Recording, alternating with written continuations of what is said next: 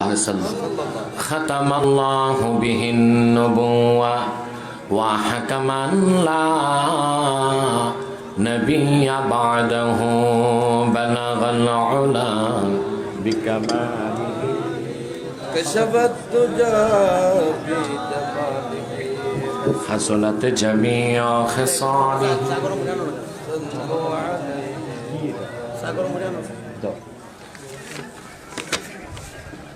রাধাপুর মধ্যপাড়া গ্রামবাসীর উদ্যোগে আয়োজিত আজকের এই ফুটবল খেলার মাঠে আয়োজিত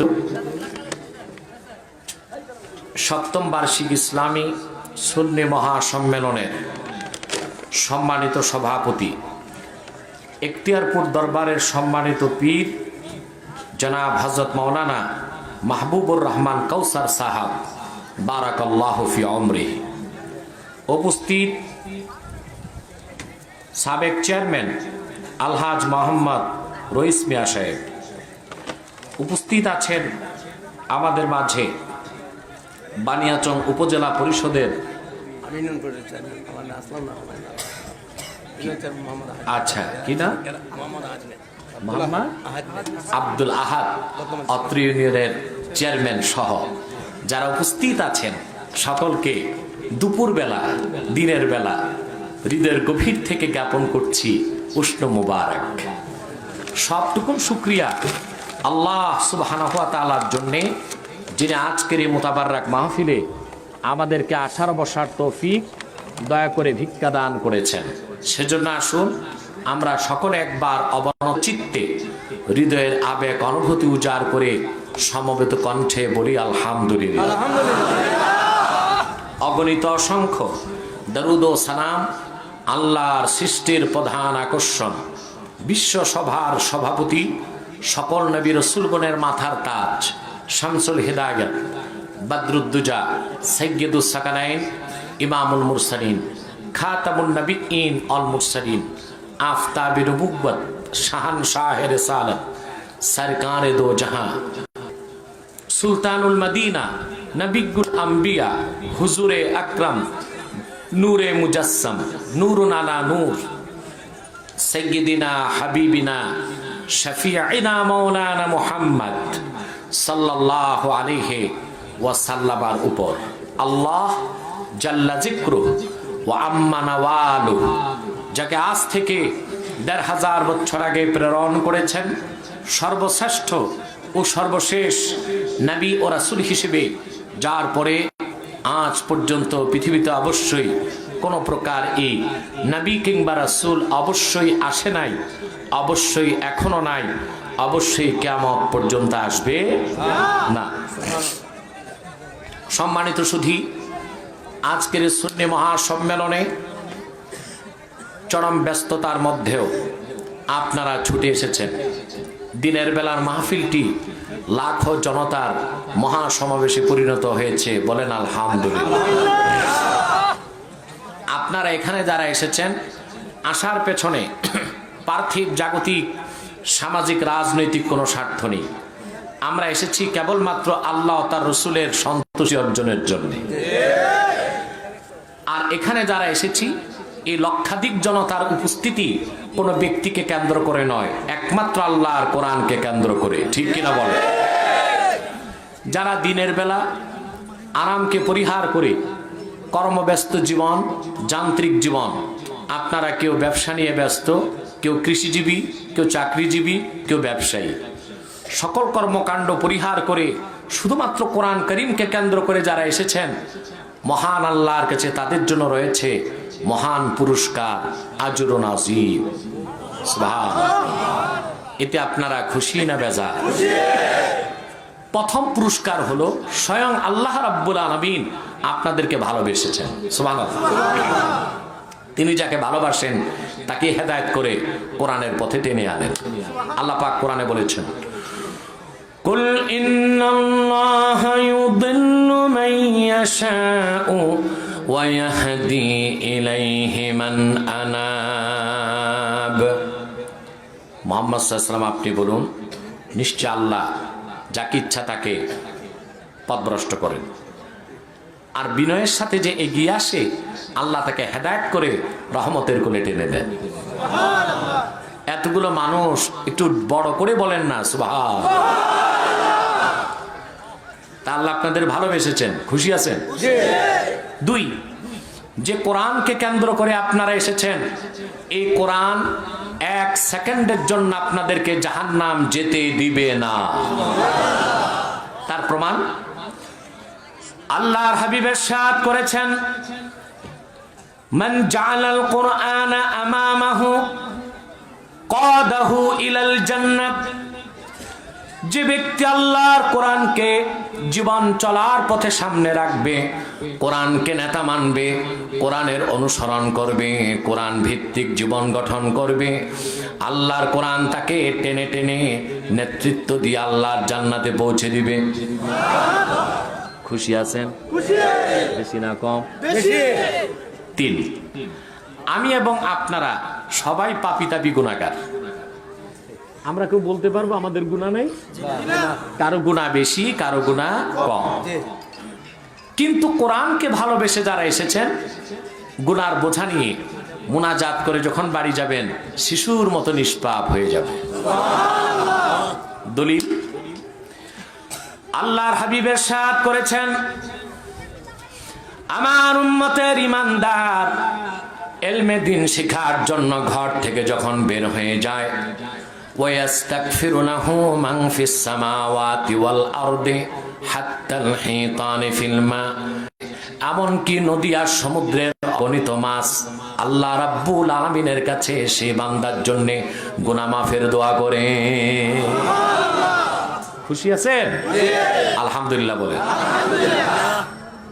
আমরা খুশি, আমাদের মালিক খুশি, মাখলুকাত খুশি, কুল কায়নাত খুশি, সৃষ্টিকুল খুশি, ফেরেশতাকুল খুশি, সব খুশি, শুধু বেজার শয়তানের রাজিম।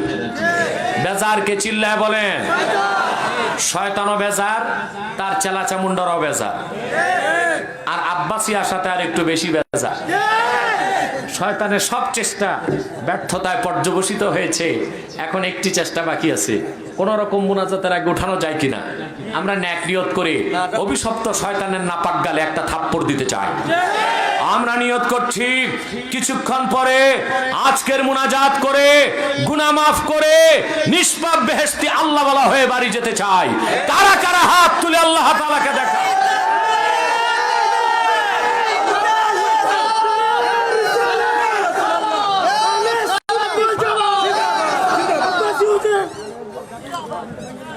দাও স্লোগান দাও,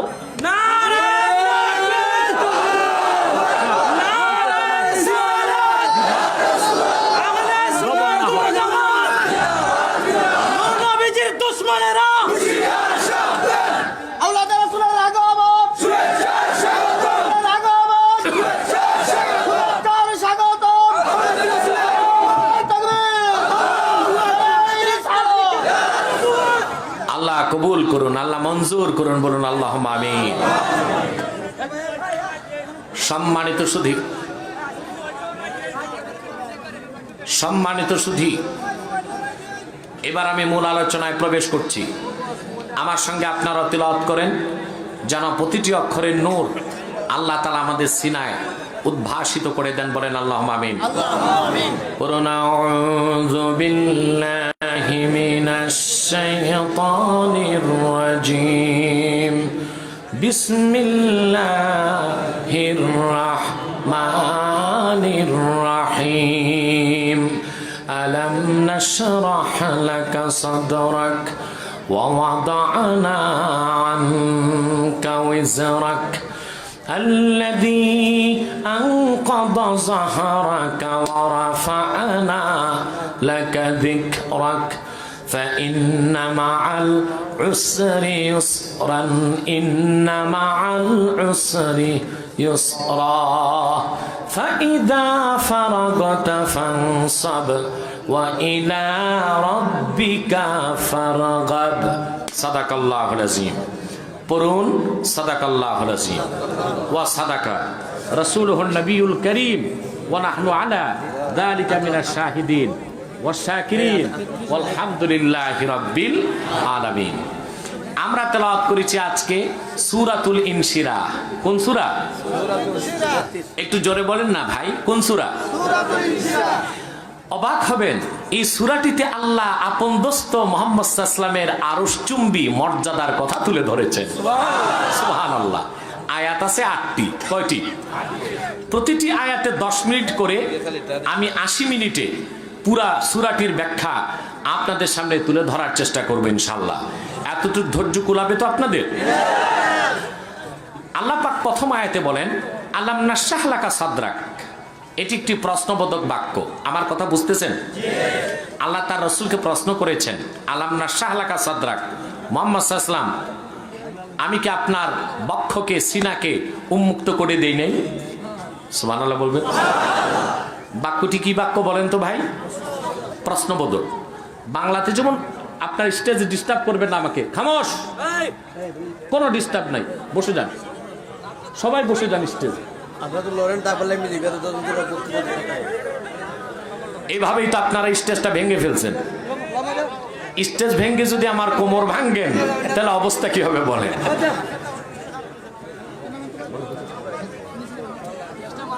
কথা বুঝতেছেন ভাই? আপনার ডিস্টার্ব করবেন না, বসে যান, সবাই বসে যান, সবাই বসে যান, কেউ দাঁড়িয়ে থাকবেন না।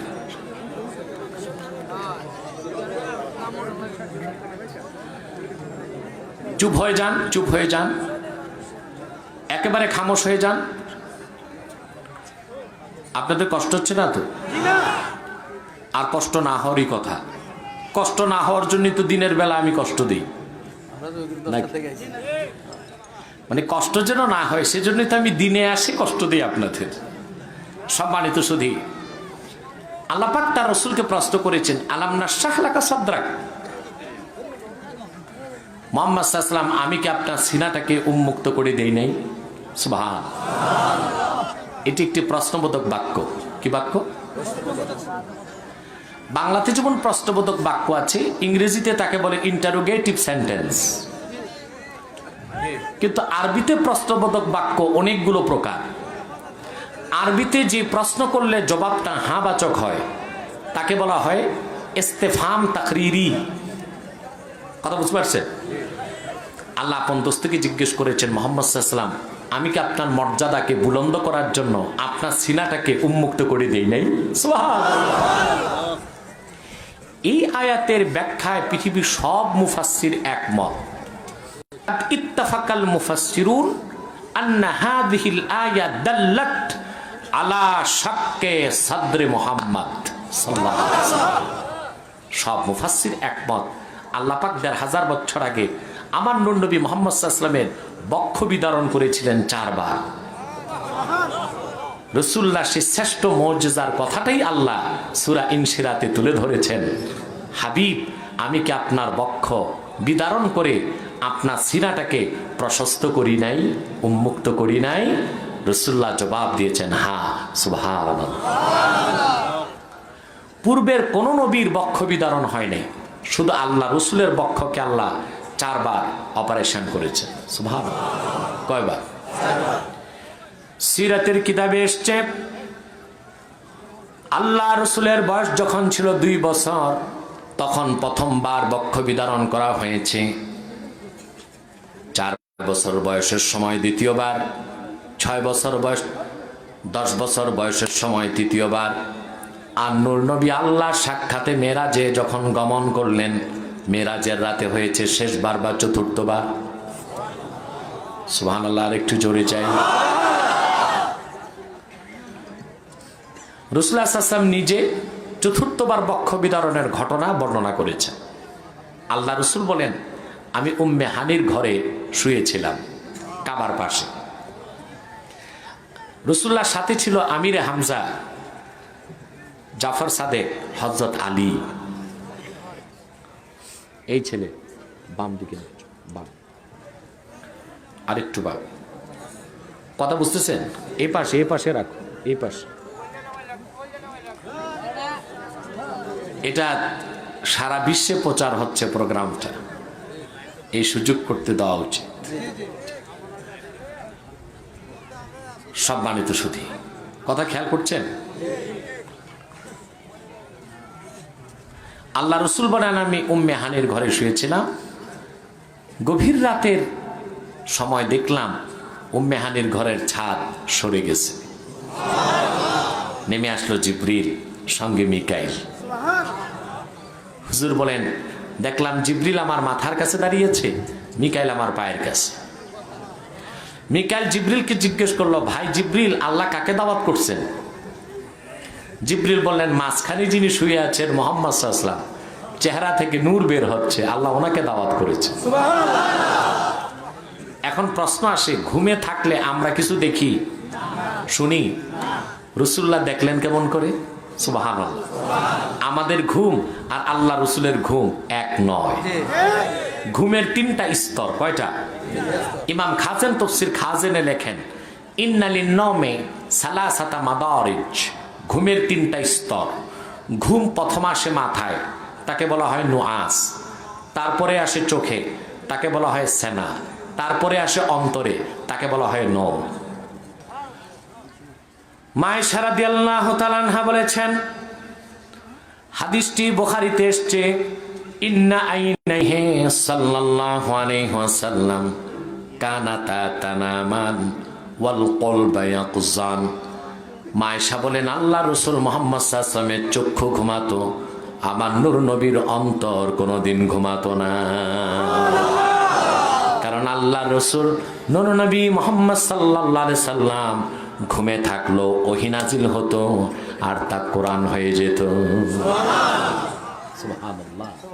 রাসূল করিম সাল্লাল্লাহু আলাইহি সাল্লামের, আল্লাহ রাসূল মুহাম্মদ সাল্লাল্লাহু আলাইহি সাল্লাম মানুষ, তবে অন্য কারোর সাথে তুলনা করা যাবে না, পূর্বের নবীদের সাথেও তুলনা করা যাবে না। আজকে আমার দেশে একদল বেয়াদব বেরোইছে, মৌলবীর লেবাসে, আলেমের লেবাসে, বক্তার লেবাসে রাসূলুল্লাহর শানে বেয়াদবি করে, আল্লাহর শানে বেয়াদবি করে। ঠিক কিনা? বলে রাসূলুল্লাহ তো আমাদের মতোই সাধারণ মানুষ। কেউ যদি বলে আল্লাহ রাসূল আমাদের মতো সাধারণ মানুষ, তার ঈমান নষ্ট হয়ে যাবে। আল্লাহ রাসূলের কোনো কিছুর তুলনা হতে পারে না। সুবহানাল্লাহ, সুবহানাল্লাহ। আমাদের পেশাব নাপাক, ফতোয়া স্বামীতে এসছে, আল্লাহ রাসূলের পেশাব ছিল পাক, আমাদের পেশাব থেকে গন্ধ আসে। উম্মে আয়মান বর্ণনা করেছেন, আমি একদিন রাসূলুল্লাহর ঘরে ঢুকলাম, প্রচন্ড তৃষ্ণা লেগেছে, পানি খুঁজতে লাগলাম, পানি পাই না। হঠাৎ দেখলাম একটা পাত্রে কি যেন আছে, পানির মতো, আমি পান করলাম। হুজুর বললেন এটা কি পান করেছো? বলে আমি জানি না কি, তৃষ্ণা লেগেছে পান করেছি। রাসূলুল্লাহ বললেন এটা তো আমার পেশাব ছিল। উম্মে আয়মান বললেন ইয়া রাসূলুল্লাহ, ইয়া হাবিবাল্লাহ, কেমন করে পেশাব মনে করব? আমি যখন পান করেছি এই পেশাব থেকে মেশকের ঘ্রাণ এসেছে। সুবহানাল্লাহ। তো বলছিলাম আমরা ঘুমাই, আমাদের মাথাও ঘুমায়, চোখও ঘুমায়, অন্তরও ঘুমায়। আর বুখারীর হাদিস, মায়েশা বলেছেন ইন্না আইনাইহি সাল্লাল্লাহু আলাইহি সাল্লাম কানাতা তানামান ওয়াল কলবা ইয়াকজান। মুহাম্মদ সাল্লাল্লাহু আলাইহি ওয়াসাল্লামের চক্ষু ঘুমাতো, অন্তর কোনোদিন ঘুমাতো না। বলেন সুবহানাল্লাহ। এই জন্য আল্লাহ রাসূল সাল্লাল্লাহু আলাইহি সাল্লাম ঘুমের মধ্যেও সব দেখতে পেতেন, শুনতে পেতেন। বলেন সুবহানাল্লাহ। হুজুর বলেন মিকাইল বলল জিবরিলকে কাকে আল্লাহ দাওয়াত করছেন? জিবরিল বললেন মুহাম্মদ সাল্লাল্লাহু আলাইহি ওয়াসাল্লামকে। হুজুর বলেন জিবরিল এসে আমার ডান হাত ধরলো, মিকাইল আমার বাম হাত। সুবহানাল্লাহ। আমাকে বসালো, আমাকে দুইজন নিয়ে গেল জমজম কূপের কাছে। তারপর হাদিসটি বুখারীতেও আছে, আবু দাউদেও আছে, আমি দুইটা রাওয়ায়াত শোনাচ্ছি। ফাশাক্কা সাদরি ফাআখরাজা কলবি। আর আবু দাউদে এসেছে ফাশাক্কা সাদরি ওয়া আখরাজা কলবি। জিবরিল একা বা জিবরিল মিকাইল দুইজন আমার সিনাটাকে বিদীর্ণ করলো, আমার অন্তরকে বের করলো। তারপর সেখান থেকে কিছু জিনিস ফেলে দিল ঝেড়ে ঝেড়ে। সুবহানাল্লাহ। তারপর বেহেশত থেকে নিয়ে আসা নূরের পেয়ালায় হিকমত, ইলম এবং নবুয়ত আমার অন্তরে ঢেলে অন্তরকে জায়গা মতো রেখে দিল। আমি রাসূল কোনো ব্যথা বেদনা পেলাম না। সেই বক্ষ বিদারণের কথা বলতে যে আল্লাহ পাক বললেন আলাম নাশরাহ লাকা সাদরাক। হাবিব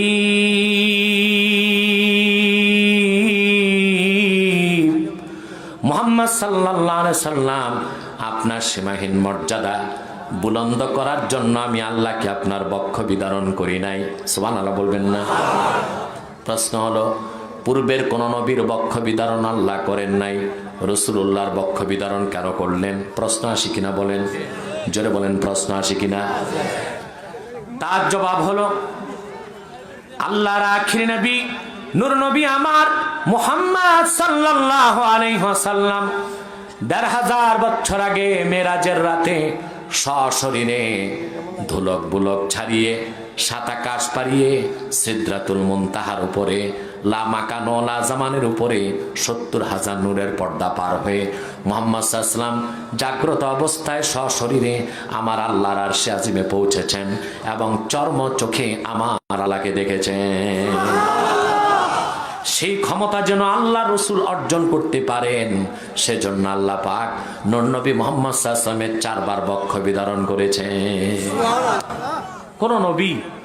কোন নবী পূর্বের কোন নবী আরশে আজিম যেতে পারে নাই। সুবহানাল্লাহ। পূর্বের কোন নবী আল্লাহকে চর্মচোখে দেখেন নাই, দেখছেন? কিন্তু আমার নূর নবী মুহাম্মদ সাল্লাল্লাহু আলাইহি ওয়াসাল্লাম সশরীরে জাগ্রত অবস্থায় আরশে আজিমে গেছেন আর কপালের ২ চোখ দিয়ে আমার আল্লাহকে মন ভরে দেখছেন। আল্লাহু আকবার, ঠিক কিনা? মুসা নবী আল্লাহকে দেখতে চেয়ে তো দেখতে পারেন নাই, পারছেন? কথা বলেন, পারছেন? মুসা নবী তুর পাহাড়ে গেছেন, আল্লাহ পাককে বলছেন, আল্লাহ শুধু তোমার কথা শুনি কলিজায় তো তোমার মহব্বতের ঢেউ উঠছে, আল্লাহ একটু দেখতে চাই। আল্লাহ বললেন, লান তারানি, মুসা তুই কখনো আমারে দেখতে পারবি না, ফি হায়াতিকাদ দুনিয়া, তোর দুনিয়ার জীবনে, আখিরাতে দেখবি, বেহেশতে দেখবি। মুসা নবী ছিলেন রাগী মানুষ, আল্লাহ তোমারে না দেখে তুর পাহাড়ও ছাড়বো না। আল্লাহ বলেন, ঠিক আছে মুসা, ফাইনালের আগে টেস্ট হবে, দেখি তুই ক্যান্ডিডেট হইতে পারস কিনা। আল্লাহু আকবার। আল্লাহ পাক মুসাকে ডাক দিয়ে বলেন, উনজুর ইলাল জাবাল, তুমি পাহাড়ের দিকে তাকাও। মুসা নবী পাহাড়ের দিকে তাকালেন, ৭০,০০০ নূরের পর্দার ভিতর থেকে আমার আল্লাহ পাক জামানি নূরের একটা ছটা পাহাড়ে ছাড়লেন, গোটা পাহাড়টা জলে ভস্ম হয়ে গেল। নবী মুসা আল্লাহু আকবার বলে চিৎকার দিয়ে বেহুশ হয়ে পড়লেন, দেখতে পারেন নাই। কিন্তু আমার নূর নবী মুহাম্মদ সাল্লাল্লাহু আলাইহি সাল্লাম ১৫০০ বছর আগে ধুলক বুলক ছাড়িয়ে সাত আকাশ পাড়িয়ে সিদরাতুল মুনতাহার উপরে লা মাকান ওয়ালা জামানের উপরে ৭০,০০০ নূরের পর্দা পার হয়ে আল্লাহর আরশে আজিমে যে চর্ম চোখে আল্লাহকে দেখেছেন। বাংলাদেশে একদল টিকটিকি মার্কা মৌলবী আছে, নূর নবীর মেরাজকে স্বীকার করে না। আরেক দল আছে মেরাজকে স্বীকার করে কিন্তু রাসূলুল্লাহ আল্লাহকে দেখেছেন সেটারে স্বীকার করে না। আছে না?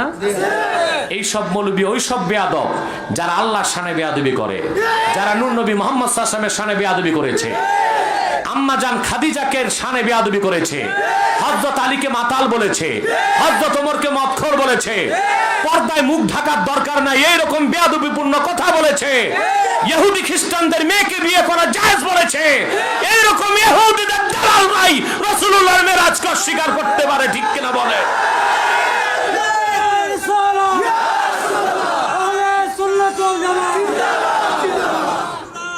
আপনারা তাদেরকে চিনেন? ওই বক্তাদের চিনেন? ওই বক্তাদেরকে আপনাদের এই ভাই তো চিনায় দেয়।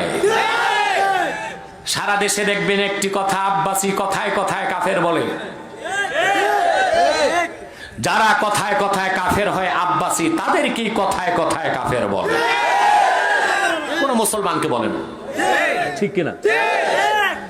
মনে রাখবা মুসলমান, যতদিন পর্যন্ত আল্লাহর শানে বেয়াদবি করা হবে, বিশ্ব নবী, নবিকুল সম্রাট, আখির নবী মুহাম্মদ সাল্লাল্লাহু আলাইহি ওয়াসাল্লামের শানে বেয়াদবি করা হবে, আম্মা জানদের শানে কটাক্ষ করা হবে, খোলাফায়ে রাশিদিনের শানে বেয়াদবি করা হবে, মুহাম্মদ সাল্লাল্লাহু আলাইহি ওয়াসাল্লামের এই গোলাম সেই বেয়াদবদেরকে বিনা চ্যালেঞ্জে বাংলাদেশে ছেড়ে দিবে না, দিবে না, দিবে না। মনে থাকবে? আমাকে কি বললো তা দেখার কোনো প্রয়োজন আমার নাই। আমি যখন ফতুয়া দিয়েছি এটা মরে গেছে, এখন একদল লোক মরাটারে খাড়া করার চেষ্টা করতেছে। আপনাদের এখানে লাখো মানুষ বসে আছেন, আমরা ভাড়া করে আনছি? বাস ভাড়া দিছে? ট্রলার ভাড়া? ওদের লোক হয় 10,000, বলে 2 লাখ। আমি হিসাব করছি ওদের 3,500 লাখ হয়। ওদের হিসেবে আমাদের এখানে 4 লাখ লোক আছে, ঠিক কিনা? আরো বেশি আছে, ওদের হিসেবে 10 লাখ লোক আছে, ঠিক কিনা? এরপর মিডিয়াতে এসেছে সব জায়গায় একই লোক। রংপুরে যে শ্রোতা, টাঙ্গাইলে সে শ্রোতা, টাঙ্গাইলে যে শ্রোতা, গাইবান্ধায় সে শ্রোতা, গাইবান্ধায় যে শ্রোতা, কিশোরগঞ্জে সে শ্রোতা। তাহলে বোঝা যায় একটি দল এই ক্লিনিক্যাল ডেথ, মরাটাকে খাড়া করার চেষ্টা করছে। তবে বাংলাদেশে এইরকম বেয়াদবের স্থান হবে না ইনশাআল্লাহ, ঠিক কিনা?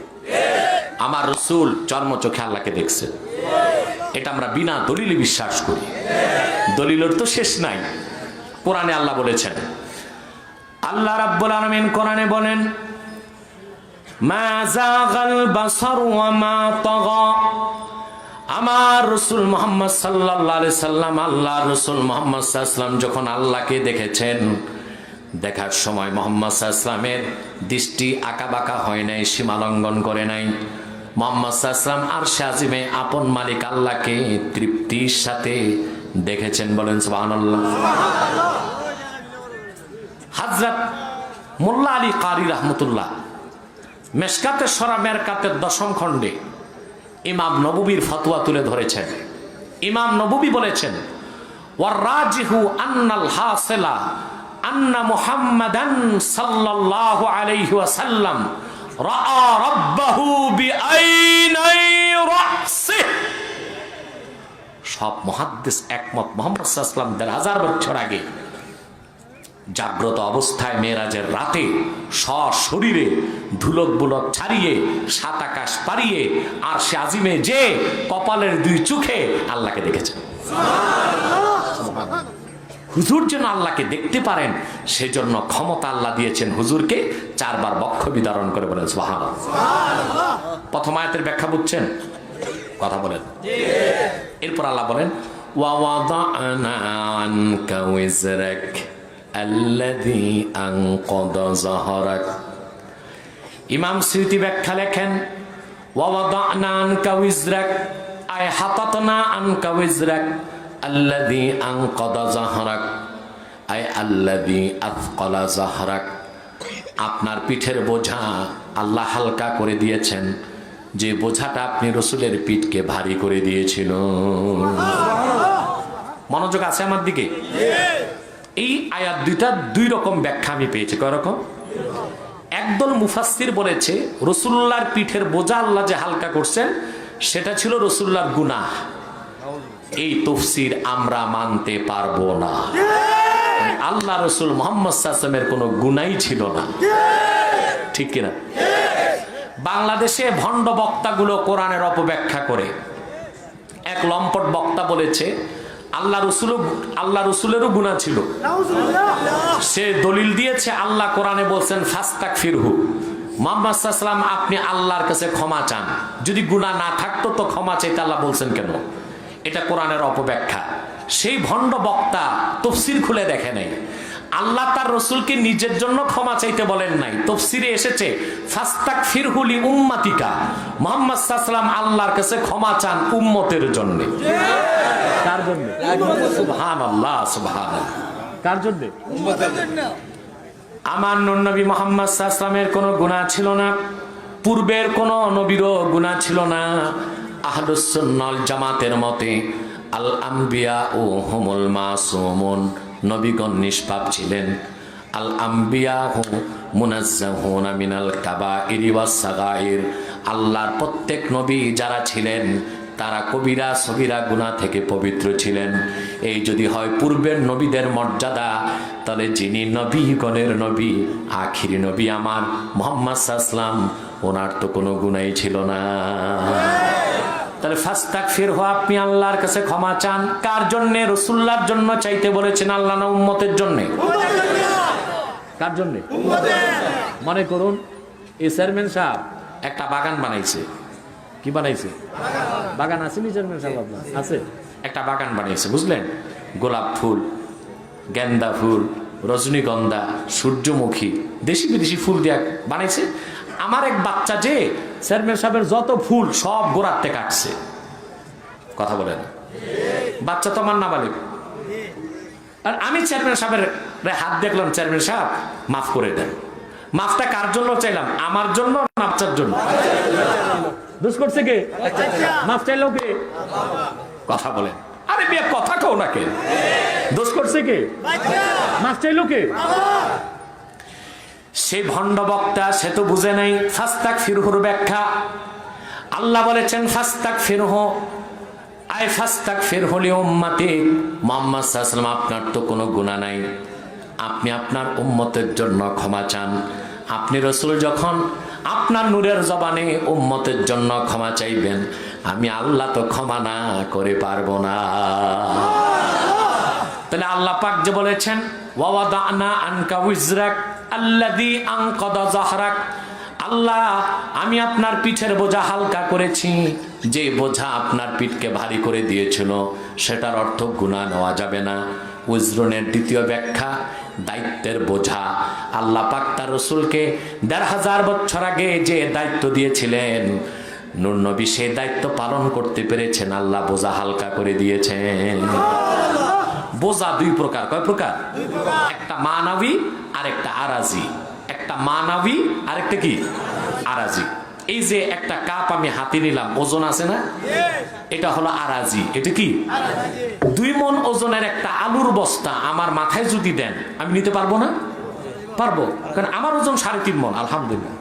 তো 2 মণ তো নিতে পারবো। কিন্তু 3 মণ ওজনের একটা বস্তা, আলুর বস্তা আমার মাথায় যদি দেন, আমি আর থাকবো? আমি নিজে আলু হয়ে যাব। কথা বলে না? এটা একটা বোঝা। এই যে 3 মণ ওজনের আলুর বস্তা দিলেন, এটা কি? এই বোঝাটা আরাজি। বোঝাটা কি? আরাজি। আবার মনে করেন আগামীকাল আপনারা সবাই মিলে আমার বাংলাদেশের প্রেসিডেন্ট বানাই দিচ্ছেন। কথা বলেন, আর এই স্বপ্ন আমার নাই, মনে করেন। কথা বলেন, আর আল্লাহ ভাগ্যে রাখলে হইতেও পারে, ঠিক কিনা? তো বলছিলাম, মনে করুন আপনারা আমারে ধরে বাংলাদেশের প্রেসিডেন্ট বানাই দিচ্ছেন, এটা কেমন বোঝা? 3 মণ আলুর বস্তার বোঝা বেশি না সারা বাংলাদেশের বোঝাটা বড়? আল্লাহর পক্ষ থেকে দিন কায়েমের জন্য 1 জন 2 জন নয়, আদম থেকে ঈসা লাখের উপর নবী এসেছেন, দিন পরিপূর্ণ হয় নাই। কিন্তু আখিরি নবী মুহাম্মদ সাল্লাল্লাহু আলাইহি ওয়াসাল্লাম ১৫০০ বছর আগে আসলেন, মাত্র 23 বছর দিনের দাওয়াত দিয়েছেন।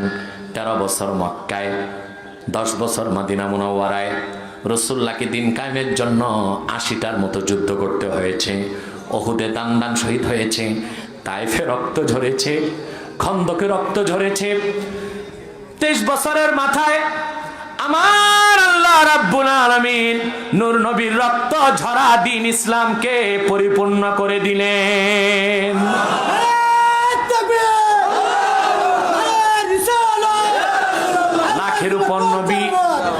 লাখের উপর নবী হাজার বছর দিনের দাওয়াত দিলেন, দিন পরিপূর্ণ হয় নাই।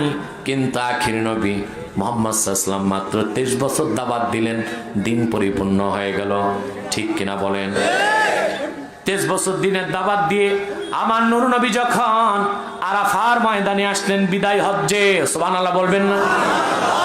আসর নামাজের শেষ সময়, মাগরিব নামাজের কিছু আগে আমার নূর নবী উটের পিঠে বসা, আরাফার ময়দানে উটের পিঠে বসা। রাসূলুল্লাহর সামনে 1,24,000 সাহাবী দাঁড়ায় আছেন। এমন সময় জিবরিল ওহী নিয়ে আসলো। আল্লাহ ঘোষণা করলেন, আল ইয়াউমা আকমালতু লাকুম দীনাকুম। ও মুসলমানেরা, বিশ্বের মানুষেরা, হাজার নবী, লাখের উপর নবী হাজার বছর দিনের দাওয়াত দিয়েছে, দিন পরিপূর্ণ হয় নাই। কিন্তু আখির নবী মুহাম্মদ সাল্লাল্লাহু আলাইহি ওয়াসাল্লামের 23 বছরের দাওয়াতের কারণে আমি দিন ইসলামকে পরিপূর্ণ করে দিলাম। ওয়া আতমামতু আলাইকুম নি'মাতি, তোমাদের উপর আমার নিয়ামতকে পরিসমাপ্ত করলাম। ওয়া রাদিতু লাকুমুল ইসলাম দীনা, আর একমাত্র আমার রাসূলের প্রতিষ্ঠিত দিনকে আমি আল্লাহ মনোনীত করলাম। তাহলে ভাইরা চিন্তা করে বলেন, লাখের উপর নবীর দায়িত্বের বোঝা ছিল একদিক, আর আমার আখিরি নবী মুহাম্মদ সাল্লাল্লাহু আলাইহি সাল্লামের দায়িত্বের বোঝা ছিল আরেক দিক। কোন বোঝাটা বড় ছিল?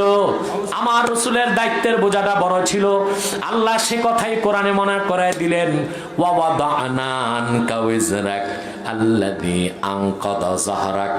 আপনাকে যে মহান দায়িত্ব দিয়ে পাঠানো হয়েছিল, আমি আল্লাহ নুসরত করেছি, রহমত করেছি, দায়িত্ব পালন করতে পেরেছেন। আমি দায়িত্বের বোঝা হালকা করে দিলাম, যে দায়িত্বের বোঝা আপনি রাসূলের পিঠটাকে ভারী করে দিয়েছিল। সুবহানাল্লাহ। তিনটা আয়াত বুঝছেন? কথা বলেন। সময় কত? তিনটা বেজে গেছে। আচ্ছা আচ্ছা, আর কিছু সময় আমি বলতে চাই।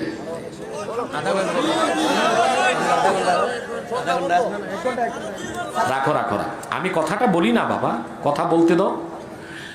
তোমরা এইটা দেখো না কয় ঘন্টা হলো, তোমরা এইটা দেখো কথা কি হলো, ঠিক কিনা?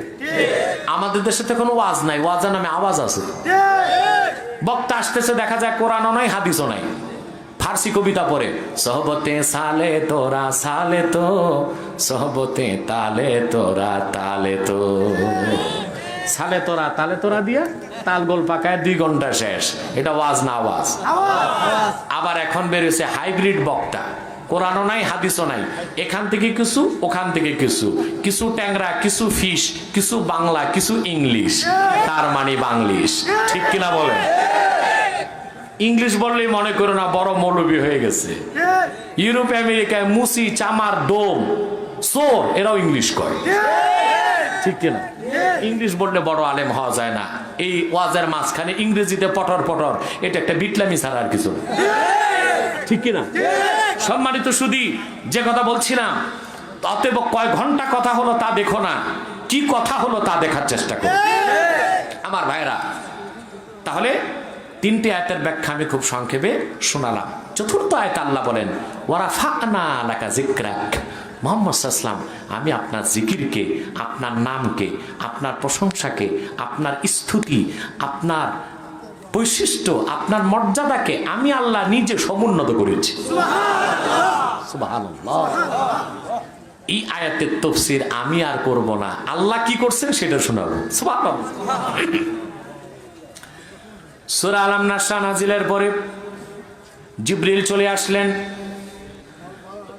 রাসূলুল্লাহকে ডাক দিয়ে বললেন, ইয়া মুহাম্মদ সাল্লাল্লাহু আলাইহি ওয়াসাল্লাম, আতাদরি কাইফা রাফাআল্লাহু যিকরাক। মুহাম্মদ সাল্লাল্লাহু আলাইহি ওয়াসাল্লাম, আপনি কি জানেন আল্লাহ কেমন করে আপনার জিকিরকে, নামকে বুলন্দ করেছেন? হুজুর বললেন, আমার আল্লাহই ভালো জানে। সুবহানাল্লাহ। জিবরিল চলে গেলেন, আল্লাহ জবাব পাঠায় দিলেন হাদিসে কুদসি। আল্লাহ ডাক দিয়ে বললেন, ইয়া মুহাম্মদ ইযা যুকিরতু যুকিরতা মাই।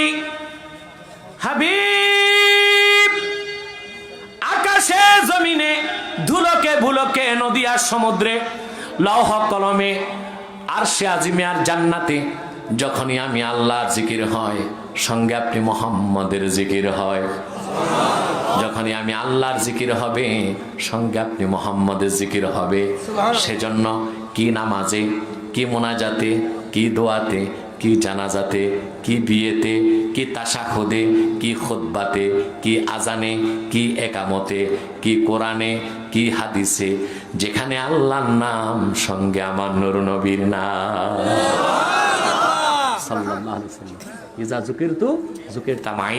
মুহাম্মদ সাল্লাল্লাহু আলাইহি ওয়াসাল্লাম, যখনই আমি আল্লাহর নাম উচ্চারিত হবে, সঙ্গে আপনি মুহাম্মদের নাম উচ্চারিত হবে। বলেন সুবহানাল্লাহ। সব জায়গায় আল্লাহর নামের সাথে নূর নবীর নাম আছে, এতে সমস্যা নাই। একদল মৌলবীর 2 জায়গায় সমস্যা, মাহফিলে আর পোস্টারে। নারায়ে তাকবীর বলে, কিন্তু নারায়ে রিসালাত বলে না। নারায়ে রিসালাত বললে গায়ে আগুন জ্বলে ওঠে। নারায়ে রিসালাতকে বলে ফালতু স্লোগান।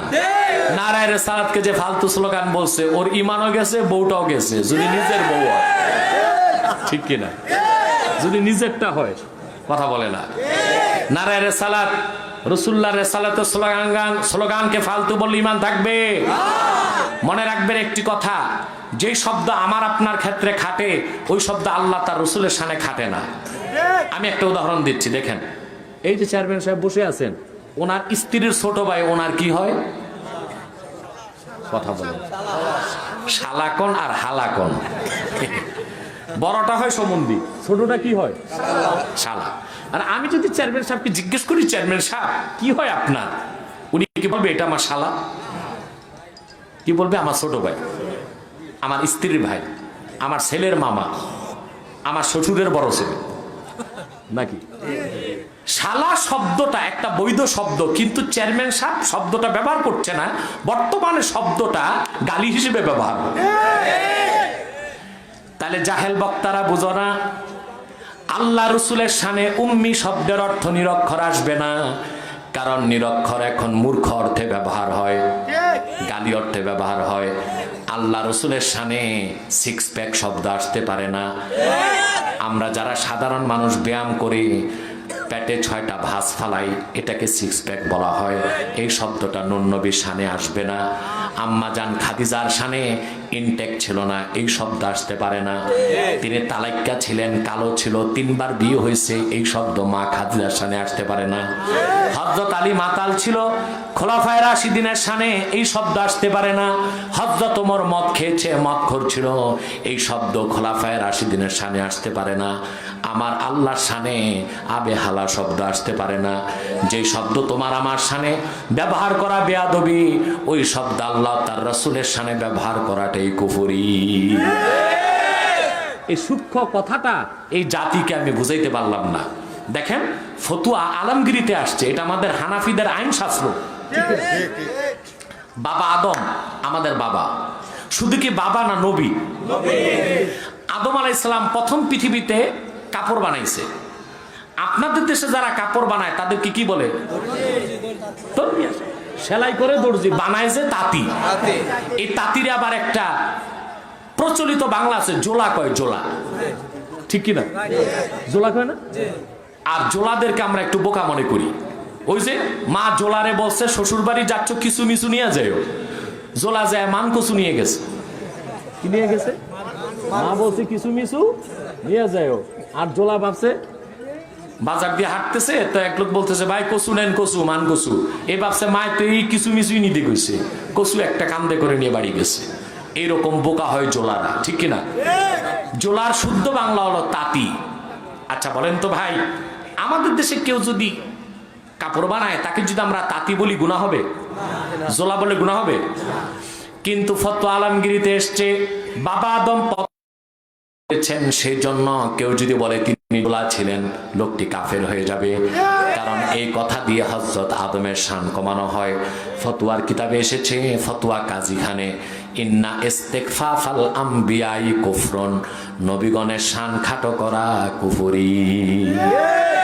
আচ্ছা ভাই, আমাদের দেশে যে কাঠ দিয়া কাজ করে, কাঠের ফার্নিচার বানায়, এর আপনারা কি কন? কি মিস্ত্রি? সহিহ হাদিস, আল্লাহ রাসূল ইরশাদ করেছেন, হযরত ইউনূস আল্লাহর নবী, তিনি কাঠের কাজ করতেন। কি কাজ করতেন ইউনূস নবী? আল্লাহ রাসূল বলেছেন, কেউ যদি ইউনূস ইবনে মেত্তাকে কাঠ মিস্ত্রি বলে, সে কাফের হয়ে যাবে। চিন্তা করেন, তিনি কাঠের কাজ করতেন, কাঠ মিস্ত্রি বলা যাবে না। আদম কাপড় বানাতেন, জোলা বলা যাবে না। সেজন্য বলি, সকল শব্দ আল্লাহ তার রাসূলের শানে ব্যবহার হতে পারে না। আল্লাহ তার রাসূলের শানে অবমাননাকার শব্দ ব্যবহার করাটাই কুফরি। কথা বুঝতেছেন তো? যে বক্তা বলছে নারায়ে রিসালাত ফালতু স্লোগান, ওর ঈমানও গেছে, ওর বউটাও গেছে। আমরা চাই আল্লাহ তাআলা হেদায়েত করুক, তওবা করুক, ঠিক কিনা বলেন? ওয়ারাফা'না লাকা যিকরাক, আল্লাহ বলেছেন মুহাম্মদ সাল্লাল্লাহু আলাইহি ওয়াসাল্লাম, আমি আপনার জিকিরকে বুলন্দ করেছি। সুবহানাল্লাহ, সুবহানাল্লাহ। আমার ভাইরা, আল্লাহ রাসূলের সম্মান মর্যাদা কারা বরদাস্ত করতে পারে না জানেন? মুনাফিক। কারা? জোরে বলেন কারা? আরো জোরে বলেন। আর বরদাস্ত করতে পারে না মুশরিক কাফেররা, ঠিক কিনা? কাফের মক্কা মুকাররমায় কাফেরদের নেতা ছিল 7 জন। কয়জন? Abu Jahl, Utba, Shaiba, Mughira, Abu Lahab, Abul Bukhtari, আরেকটা ছিল আস ইবনে ওয়াইল। কি নাম? একদিন আসবিন ওয়াইলের কাছে আল্লাহ রসুলের কথা উঠল। তখন আসবিন ওয়াইল বলল, দাউ ফাইন্নাহু রাজুলুন আবতার লা ইকাদা লাহু ওয়া ইযা হালাকা ইনকাতা আনহু যিকরু। মুহাম্মদ সাল্লাল্লাহু আলাইহি ওয়াসাল্লামের কথা বাদ দাও। মুহাম্মদ সাল্লাল্লাহু আলাইহি ওয়াসাল্লামের কোনো ছেলে সন্তান নাই। মুহাম্মদ সাল্লাল্লাহু আলাইহি ওয়াসাল্লাম দুনিয়া থেকে বিদায় নিলে তো ওনার নাম নেওয়ার লোকই থাকবে না। আমার আল্লাহ বরদাস্ত করতে পারলেন না। ফাআনজালাল্লাহু সূরাতাল কাউসার, আল্লাহ তৎক্ষণাৎ সূরা কাউসার নাজিল করে বলে দিলেন, ইন্না আ'তাইনাকাল কাউসার। মুহাম্মদ সাল্লাল্লাহু আলাইহি ওয়াসাল্লাম, আপনাকে আমি কাউসার দান করেছি। ফাসাল্লি লিরাব্বিকা ওয়ানহার, আপনি রবের নামে নামাজ পড়ুন, কোরবানি করুন। ইন্না শানি আকা হুয়াল আবতার, নিশ্চয় যে আপনাকে বলেছে নির্বংশ, সেই নির্বংশ, তার কোনো বংশ থাকবে না, নাম থাকবে না। কিন্তু আপনি মুহাম্মদ সাল্লাল্লাহু আলাইহি ওয়াসাল্লামের নাম ততদিন থাকবে, আমি আল্লাহর নাম যতদিন থাকবে। আপনার ছেলে সন্তান নাই, তাতে তো কোনো সমস্যা নাই। কিয়ামত পর্যন্ত যারা আপনার রক্ত ঝরা দিন ইসলামের কালেমা একবার পড়বে, আমি আল্লাহ তাদেরকে আপনার রুহানি সন্তান বানায় দিব। যতদিন আকাশে জমিনে আমি আল্লাহর নাম থাকবে, সঙ্গে আপনি মুহাম্মদ সাল্লাল্লাহু আলাইহি ওয়াসাল্লামের নাম থাকবে। যতদিন আমার রাজত্বে আমি আল্লাহর নাম থাকবে, ততদিন আমার নামের সঙ্গে আপনি মুহাম্মদ সাল্লাল্লাহু আলাইহি ওয়াসাল্লামের নামও থাকবে। সেজন্য আল্লাহ বলেছেন, ওয়ারাফা'না লাকা যিকরাক, মুহাম্মদ সাল্লাল্লাহু আলাইহি ওয়াসাল্লাম, আমি আপনার জিকিরকে বুলন্দ করেছি। বলেন সুবহানাল্লাহ। কয়টা আয়াতের ব্যাখ্যা শুনলেন? আর 4টা আয়াত আছে, সংক্ষেপে করে দেই, কথা বলেন। তাহলে একটি পূর্ণাঙ্গ সূরার ব্যাখ্যা নিয়ে বাড়ি যাবেন, তাহলে এত বড় মাহফিল সার্থক হবে, ঠিক কি না? কিছু চেয়ার দাও না আমার পুলিশ ভাইদেরকে বসার জন্য, খুব কষ্ট করতেছে পুলিশের ভাইরা। আপনারা দোয়া করবেন। এই বসো, মুনাজাত না করে একটি মানুষও যাওয়ার চেষ্টা করো না। আমি কিছুক্ষণ পর মুনাজাত করছি, পুরা সূরার ব্যাখ্যাটা নিয়ে বাড়ি যাও। আমি ধন্যবাদ জানাই এই প্রশাসনকে, বিশেষ করে এমপি সাহেব, আমার খুব মহব্বতের লোক, আব্দুল মজিদ সাহেব। আমার সাথে আজমিরিগঞ্জ মাহফিলে তিনি ছিলেন, আজকে মনে হয় ব্যস্ততা আসতে পারেন। আমি দোয়া করব আল্লাহ যেন তাকে কবুল করেন। আমি এটা তো কোন থানা? বানিয়াচং থানা ভারপ্রাপ্ত কর্মকর্তা এবং প্রশাসনের ভাই এবং পুলিশ ভাই যারা আছেন, তাদের জন্য প্রাণ ভরে আমরা দোয়া করব। আজকে আল্লাহর কোরআনের মাহফিলের পক্ষে যাদের এতটা আইনি সহায়তা, নৈতিক সমর্থন, এর বিনিময়ে জান্নাত ছাড়া আর কিছু হতে পারে না, ঠিক কিনা? সম্মানিত সুধী, কিন্তু ইউনিয়ন চেয়ারম্যানের জন্য দোয়া কম করবেন। আমাকে বলতেছে হুজুর 10টা থেকে বসে আছে, সকাল 10টা থেকে বসে আছে। আল্লাহ কবুল করুন, বলুন আল্লাহুম্মা আমিন। আসলে সব চেয়ারম্যান খারাপ না, ভালো চেয়ারম্যানও আছে।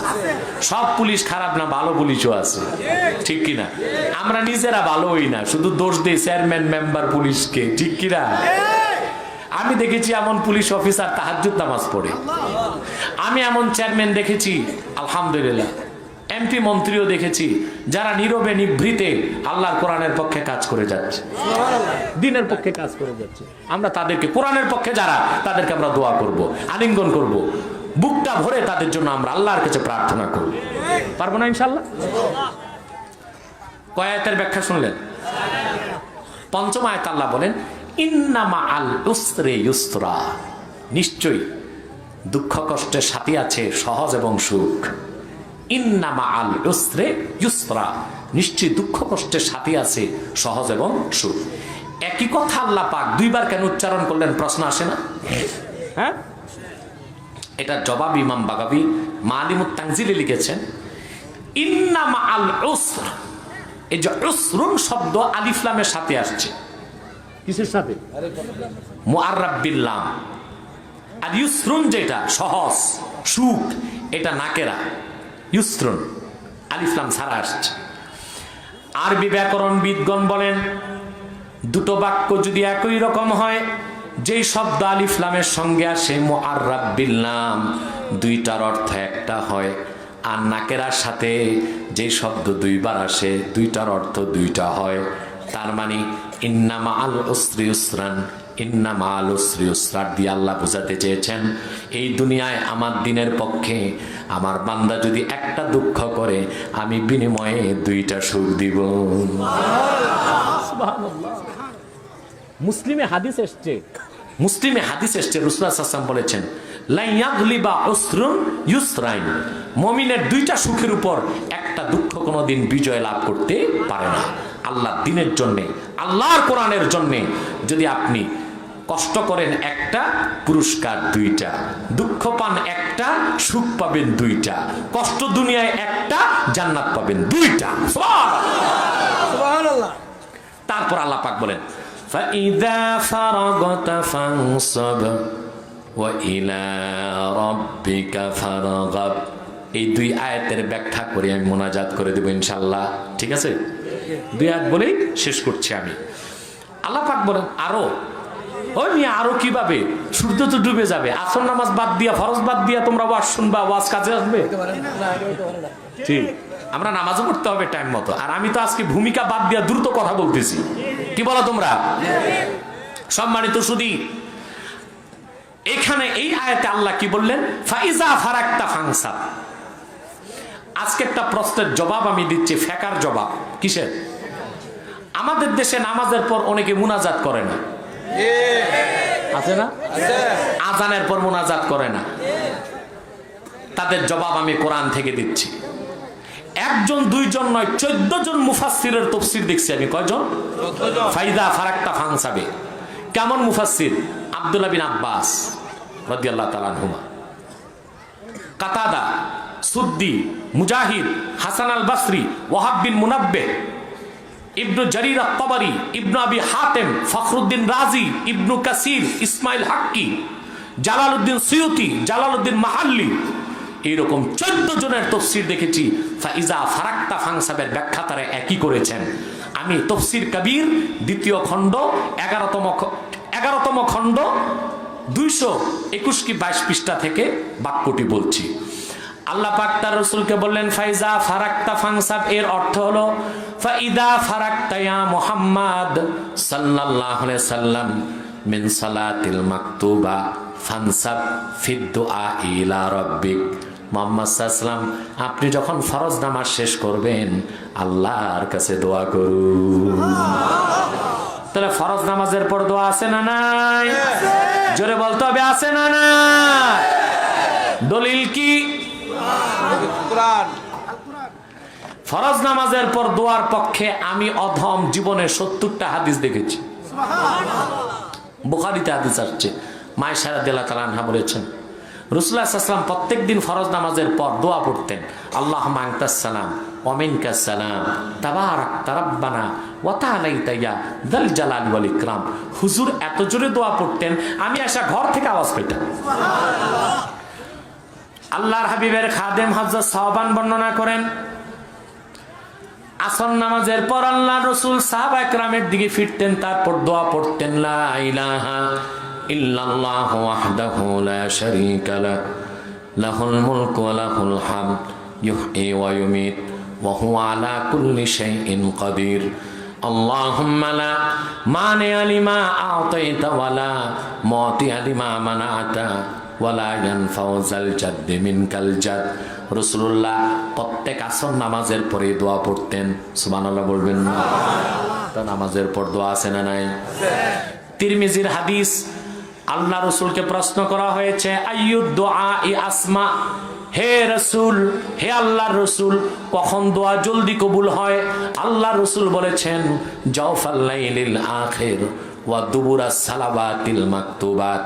প্রত্যেক গভীর রাতের শেষে আর ফরজ নামাজের পর বান্দা যে দোয়া করে আল্লাহ পাক সঙ্গে সঙ্গে তা কবুল করে নেন। সুবহানাল্লাহ। নামাজের পর দোয়া আছে না নাই? আছে। আছে না নাই? আছে। নামাজের পর দোয়া আছে? আছে। এখন প্রশ্ন আসে, দোয়া আছে বুঝলাম, দোয়া আছে বুঝলাম, হাত তুলবো কিনা?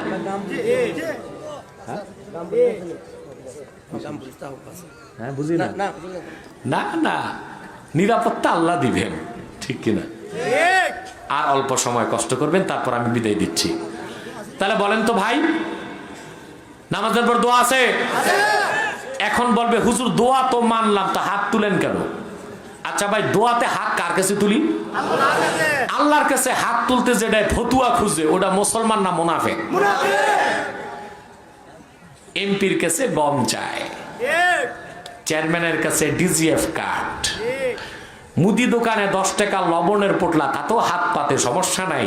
রাজহাদিরাজ, মালিকের মালিক, আল্লাহর কাছে হাত পাতবো কিনা ফতুয়া টোকায়, ঠিক কিনা?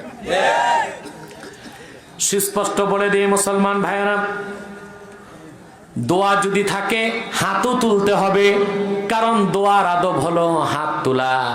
রাসূলুল্লাহর হাদিস মিশকাতে এসেছে, আবু দাউদে এসেছে, নাসাইতে এসেছে। নূর নবী বলেছেন, ইদা সাআলতুমুল্লাহ ফাসআলুহু বিবুতুনি আকুফিকুম, যখনই আল্লাহর কাছে দোয়া করো, কিছু চাও, 2 হাতের তালু পেতে চাও। তার নামাজের পর দোয়া আছে না নাই? সেই দোয়াতে হাত তোলা আছে না নাই? যখনই দোয়া করবেন হাত তুলতে হবে, এটা সুন্নাত। হেদায়া কিতাবের মধ্যে এসেছে, সাহেবে হেদায়া লেখেন, আর রাফউ সুন্নাতুদ দুআ, দোয়ার সুন্নাত হলো হাত তোলা। যেহেতু নামাজের পর দোয়া আছে, হাত তুলতে হবে, আজানের পর দোয়া আছে, হাত তুলতে হবে, ঠিক কিনা বলেন? তুলতে হবে কিনা? জানাজার নামাজের পর দোয়া করলেও হাত তুলবেন, দোয়া থাকলেই হাত তুলতে হবে। কথা বুঝতে পারছেন? ইমাম নববী লিখেছেন, যাকারতু যালিকা 20 হাদিসান ফি শারহিল মুহাজ্জাব, দোয়াতে যে হাত তোলা সুন্নাত, এই কথার পক্ষে আমি নববী শারহে মুহাজ্জাব কিতাবে 20টা হাদিস রওয়ায়াত করছি। এখন একটা প্রশ্ন করতে পারেন ভাই, আপনি আমার আহলে হাদিস ভাইরা প্রশ্ন করতে পারে, লামাযহাবী ভাইরা প্রশ্ন করতে পারে যে ভাই হুজুর, দোয়ায় হাত তুলবো, দোয়া করলে যদি হাত তুলতে হয় তাহলে তো বিপদ আছে। লুঙ্গি বাঁধার সময় তো দোয়া আছে, কাপড় পরার দোয়া, তখন যদি হাত তুলি তো লুঙ্গি যাবে কুলু। ভাত খাওয়ার পর দোয়া আছে, তখন যদি হাত তুলে মুখে লাগাই তো ডাইলে চাইলে খিচুড়ি। আবার বিবির কাছে গেলেও দোয়া আছে, আসেনি? আপনার পড়েননি? স্ত্রীর কাছে গেলে দোয়া পড়েন? বেটা, তোমাদের হুশ ঠিক থাকে, কিন্তু সুন্নাত কি? দোয়া পড়া। আপনি বিবির কাছে যাওয়ার আগে দোয়া পড়বেন, আল্লাহুম্মা জান্নিবনা মিনাশ শাইতান ওয়া জান্নিবিশ শাইতানা মিম্মা রাযাকতানা। সুবহানাল্লাহ। কথা বুঝতে পারছেন? আল্লাহ আমাদেরকে শয়তান থেকে দূরে রাখো। আর যে রিজিক দিবা সন্তান, ওই সন্তান থেকে শয়তানকে দূরে রাখো। তখন আপনি স্ত্রীর কাছে আসলে সন্তান আপনার সুস্থ পয়দা হবে। আর যখন আপনি দোয়া পড়বেন না, তো বুখারী শরা ফাথুল বারিতে এসেছে, ইবনু হাজার আসকালানী লিখেছেন, এই দোয়া না পড়লে শয়তান প্লাস্টিকের মতো পেঁচায় থাকে পুরুষের পুরুষাঙ্গে। তখন পুরুষ তার স্ত্রীর সাথে যা করে, শয়তানও তাই করে। তখন পুরুষের বীর্যের সাথে শয়তানের বীর্যের একটা অংশ মায়ের পেটে যায়। তখন সন্তান পাগল হয়, অন্ধ হয়, বোবা হয়, মানসিক প্রতিবন্ধী হয়, কিংবা হিজড়া হয়। হিজড়া কি হয়? তো যারা বিয়ে করছেন, আজকে যে ইমাম সাহেবের কাছে দোয়াটা শিখে নিবেন। তবে আমার সন্দেহ ইমাম সাহেব নিজেও জানে কিনা, ঠিক কিনা? তাহলে ভাই সব এখন বলতে পারে, হুজুর দোয়া করলে যদি হাত তুলতে হয়, তো বিবির কাছে যে হাত তুলবে এই কায়দা তো নাই, এটা জবাব লাগবে? কথা বলেন। দোয়া 2 প্রকার। কয় প্রকার? একটি হলো দোয়া, একটি হলো সুবহানাল্লাহ সুবহানাল্লাহ, একটি হলো ওয়ারেদা, আর একটি গায়ের ওয়ারেদা। সুবহানাল্লাহ বলেন। এক প্রকার দোয়া বিমানজিলাতিজ যিকর, জিকিরের মতো, যেমন দুধ খাওয়ার পরে দোয়া, কাপড় পরার দোয়া, বিবির কাছে যাওয়ার দোয়া, মসজিদে ঢোকার দোয়া, এটা হলো ওয়ারেদা, এটা জিকিরের মতো, হাত তোলার দরকার নাই।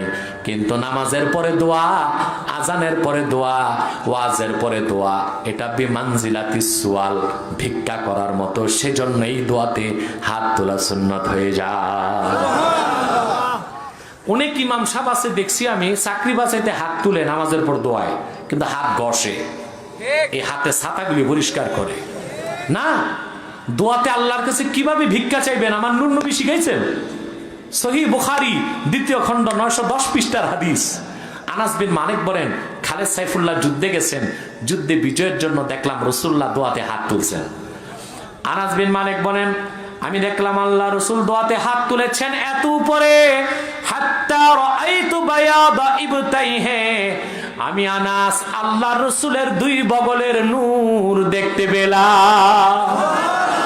আমি আনাস আল্লাহর রাসূলের দুই বগলের নূরের চমক দেখতে পেলাম। তাহলে হাদিস বুখারীতে এসেছে 2য় খণ্ড 910 পৃষ্ঠায়। তাহলে বোঝা যায় আমার নবী মুহাম্মদ সাল্লাল্লাহু আলাইহি ওয়াসাল্লামের বগল থেকেও নূর বের হইতো। আর তোমার আমার বগলের কি অবস্থা দেখো, আফ্রিকার জঙ্গল হয়ে আছে, ঠিক কিনা? তোমার আমার বগল আফ্রিকার জঙ্গল, অ্যামাজন জঙ্গল হয়ে আছে। আমার নবী মুহাম্মদ সাল্লাল্লাহু আলাইহি ওয়াসাল্লামের বগল থেকে নূর বের হইতো। কেন? মুহাম্মদ সাল্লাল্লাহু আলাইহি ওয়াসাল্লামের মাথার তালু থেকে পায়ের তালু পর্যন্ত পুরাটাই নূর ছিল, বলেন সুবহানাল্লাহ। সেজন্য আমার রাসূল মুহাম্মদ সাল্লাল্লাহু আলাইহি ওয়াসাল্লামের শানে বলা হয় নূরে মুজাসসাম। কথা বুঝতে পারছেন? আমি ফাঁকে ফাঁকে মাসালাগুলো কিন্তু বলে দিচ্ছি তাফসীরের ফাঁকে ফাঁকে, ঠিক কিনা? অতএব নামাজের পর দোয়া আছে না নাই? আজানের পর দোয়া আছে না নাই?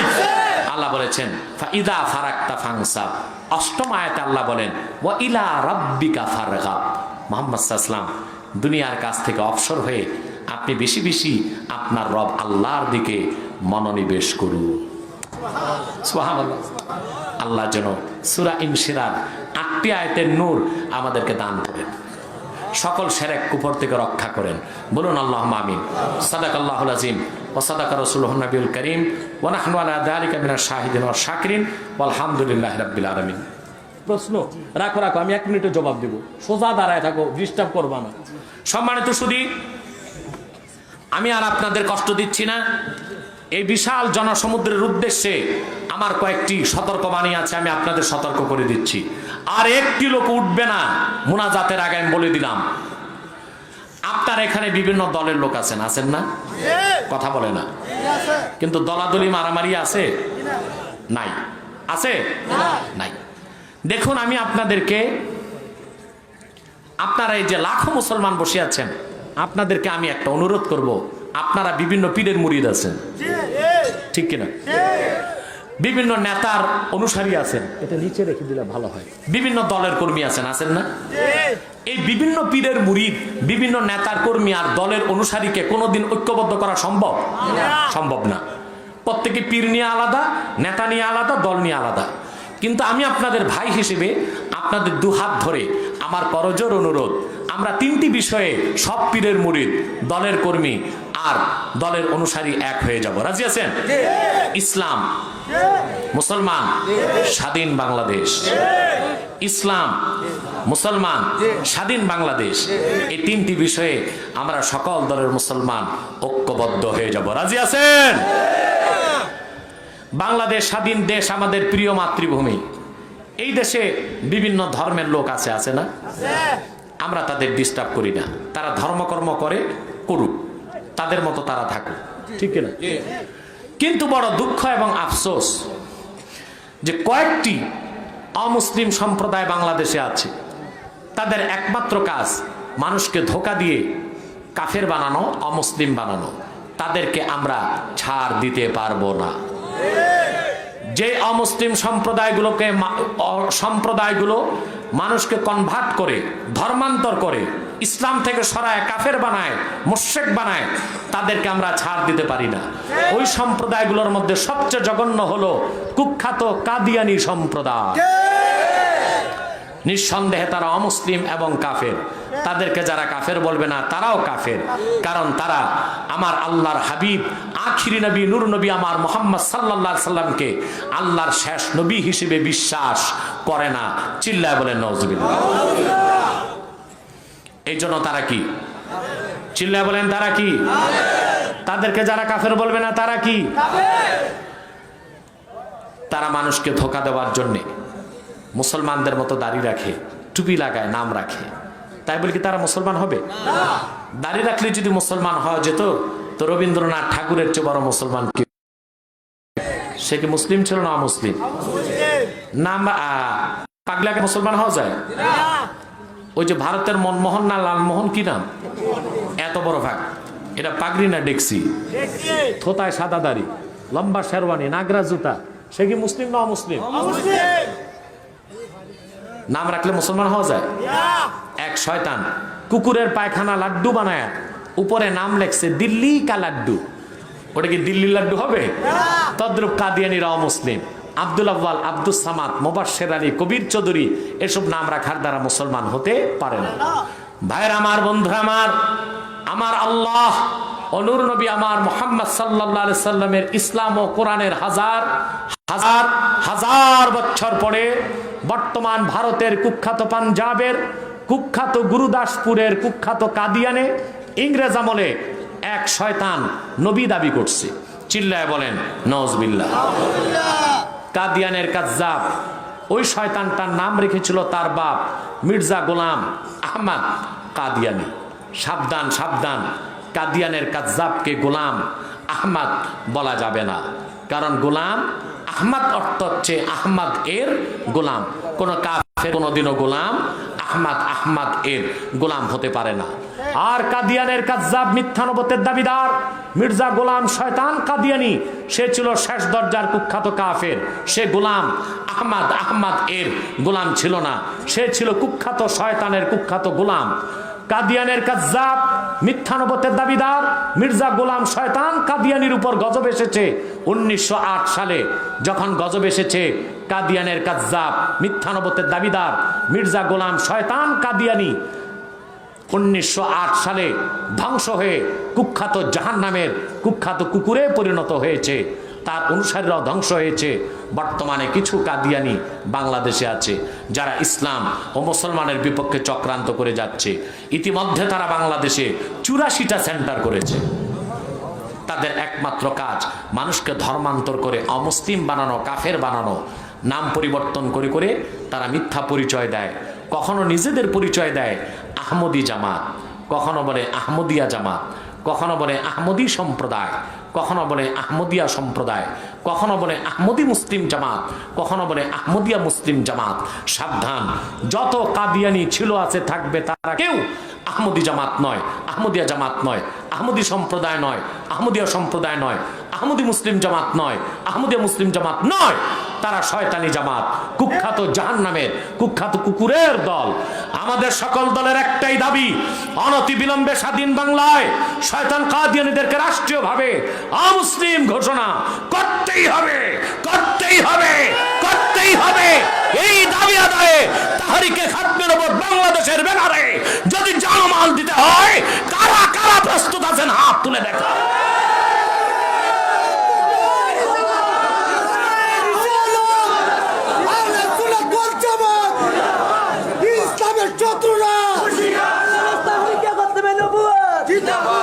আমার ভাইরা, এই শয়তান কাদিয়ানীদের আপনারা অর্থনৈতিকভাবে সহযোগিতা করবেন না।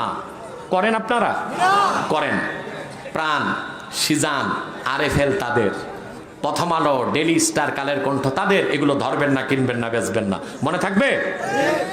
আরেকটি ফেরকার ব্যাপারে আগামী 14 ফেব্রুয়ারি নারায়ণগঞ্জ কেন্দ্রীয় ঈদগাহ ময়দানে কাদিয়ানীদেরকে রাষ্ট্রীয়ভাবে অমুসলিম ঘোষণার দাবিতে খাতমে নবুয়ত আন্তর্জাতিক মহাসম্মেলন। সেখানে মিশরের মেহমান থাকবে, ভারতের মেহমান থাকবে, দেশ বিদেশের আলেমরা থাকবে। সেই সমাবেশে আপনাদেরকে আমি আহ্বান করছি অংশগ্রহণ করার জন্য। আরেকটি ফেরকার ব্যাপারে আমি সাবধান করে দেই, এটা হলো খ্রিস্টানদের একটি তরিকা মাঠে নামছে। এদের নাম ইসাই তরিকা। কি নাম? কষ্ট পাবেন শুনলে মুসলমান। 1975 সাল থেকে 2018 সাল পর্যন্ত এই খ্রিস্টান গ্রুপটি 20 লক্ষ মানুষকে খ্রিস্টান বানিয়েছে। এবং তাদের চিন্তা 2050 সালের মধ্যে আমাদের বাংলাদেশের খাগড়াছড়ি, বান্দরবন, টেকনাফ, সেন্ট মার্টিন, কক্সবাজারকে ছিন্ন করে একটি খ্রিস্টান রাষ্ট্র বানাবে। এক সাগর রক্তের বিনিময়েও আমার স্বাধীনতায় হাত দিতে দিব না ইনশাআল্লাহ।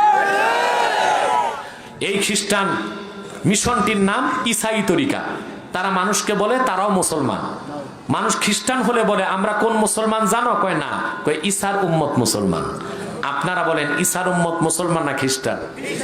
খ্রিস্টান। এই দলটি বাংলাদেশে খ্রিস্টান বানাচ্ছে ইসাই তরিকার নামে। তাদের উদ্দেশ্য বাংলাদেশকে ছিন্ন করে একটি রাষ্ট্র বানাবে তারা। তারা শুধু ইসলাম ও মুসলমানের শত্রু নয়, স্বাধীন বাংলাদেশের শত্রু। 30 লক্ষ শহীদের রক্ত অর্জিত আমার বাংলাদেশকে তারা ব্যবচ্ছেদ করতে চায়, তা হতে দেব না।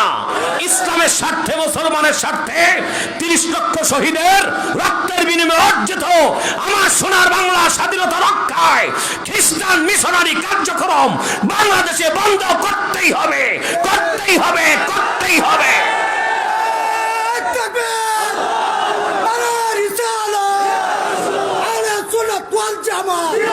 আমার ভাইরা, আরেকটি ফেরকা বের হয়েছে, টিকটিকির দল টাঙ্গাইল থেকে, এটার নাম হিজবুত তৌহিদ। এটা মারাত্মক আকীদা। এরা বলে এদের দল নাকি আল্লাহ তাআলা নিজে বানাই দিয়েছেন 19 বছর আগে। হাসলেন, আমার আল্লাহর সামনে এত বড় বেয়াদবি করলো তারা, আপনারা হাসলেন? ইস্তেগফার করেন। তারপরে তারা বলে দাজ্জাল বলতে কিছু নাই। আমরা জানি, তারা বলে যে আমেরিকাই নাকি দাজ্জাল। আমরা বলি সারাদিন আমেরিকারে গালি দাও, আমরা খুশি হব। দাজ্জাল অস্বীকার করার উদ্দেশ্য ভিন্ন, ঈসা রুহুল্লাহ যে আকাশ থেকে নামবেন সেটা অস্বীকার করা, ঠিক কিনা? তারপরে তাদের আকীদা যে পর্দা, বোরখা এগুলো মৌলবাদীদের আবিষ্কার, কোরআনে এগুলো নাই। আপনারা বলেন বোরখার কথা কোরআনে আছে না নাই? আল্লাহ জিলবাবের কথা বলেছেন। জিলবাবের ব্যাখ্যায় মুফাসসিরগণ লিখেছেন এমন কাপড় সারা শরীর ঢাকবে মহিলা, চেহারা সহ, একটা চোখ খোলা রাখবে। একটা বক্তাও বলছে মুখ ঢাকার দরকার নাই। এই বক্তা যে কোন জাতের বক্তা এবার বুঝে নেন। মিয়া মুখই ঢাকলেন না, সব ঢাকলেন তো পর্দা হইল? আপনার বউ রান্না করে সব হাড়ি ঢাকছে, দুধের হাড়ি খোলা রাখছে, বিড়াল যে মুখটা দিবে প্রথম কই? দুধের হাড়িতে। তো সব ঢাকলেন, মুখ ঢাকলেন না, তো তো পর্দাই হইল না, ঠিক কিনা? মুলি তো চেহারা, ঠিক কিনা? আচ্ছা, আপনারা যে বউ দেখতে যান, কি দেখেন? পায়ের তালু, হাতের তালু না মুখ? এটি তো আসল। সেটা না ঢাকলে আবার পর্দা হয় কেমন করে, ঠিক কিনা? তো হিজবুত তাওহীদ বলে যে এই বোরখা টোরখা ইসলামে নাই, এগুলো মৌলবাদীদের আবিষ্কার। এবং তারা বলে ছেলে মেয়ে যদি রাজি হয়, ফ্রি মিক্সিং, লিভ টুগেদার হইতে পারে বিয়ে ছাড়া। তারপর তারা বলে নামাজ হলো শরীর চর্চা, ওযু থাকলেও পারে, না থাকলেও পারে। তারপর বলে ইসলাম বলা যাবে না, বলতে হবে ইসলাম। ইমাম বলা যাবে না, বলতে হবে এমাম। নামাজ বলা যাবে না, বলতে হবে নমাজ। এই হিজবুত তাওহীদের টিকটিকির দল যদি পান এলাকায় দুলাভাইকে যেভাবে আদর করেন, সিন্নি নামাজ দিয়া পুলিশ ভাইদের হাতে তুলে দিবেন, পারবেন না ইনশাআল্লাহ?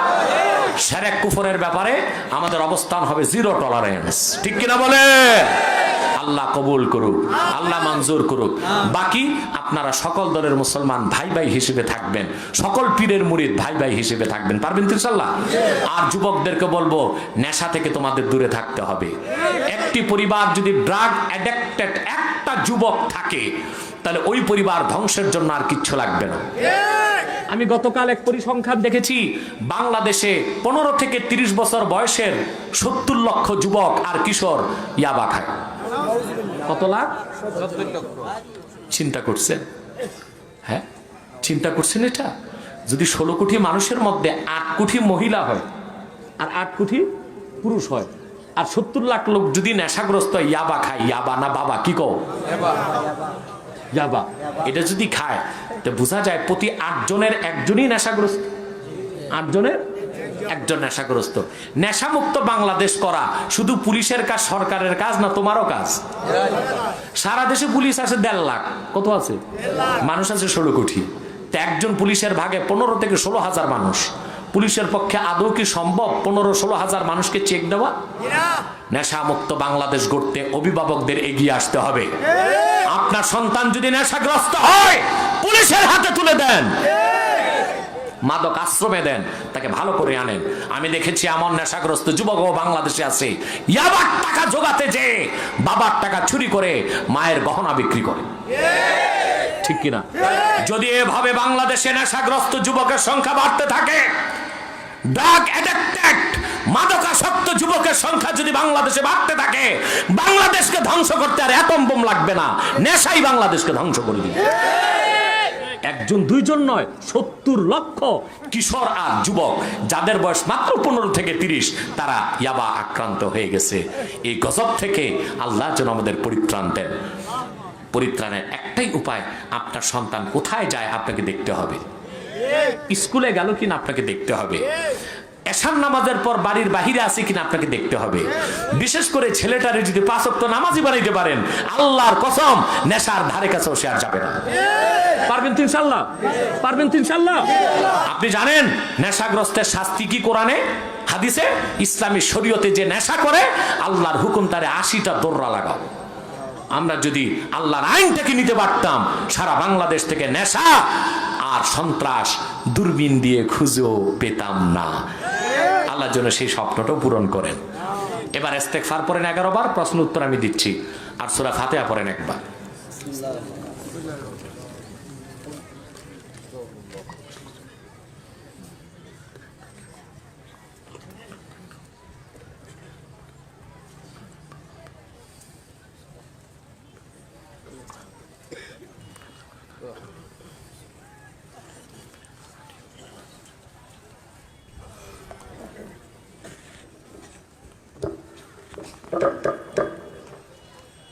সূরা ইখলাস পড়েন 3 বার।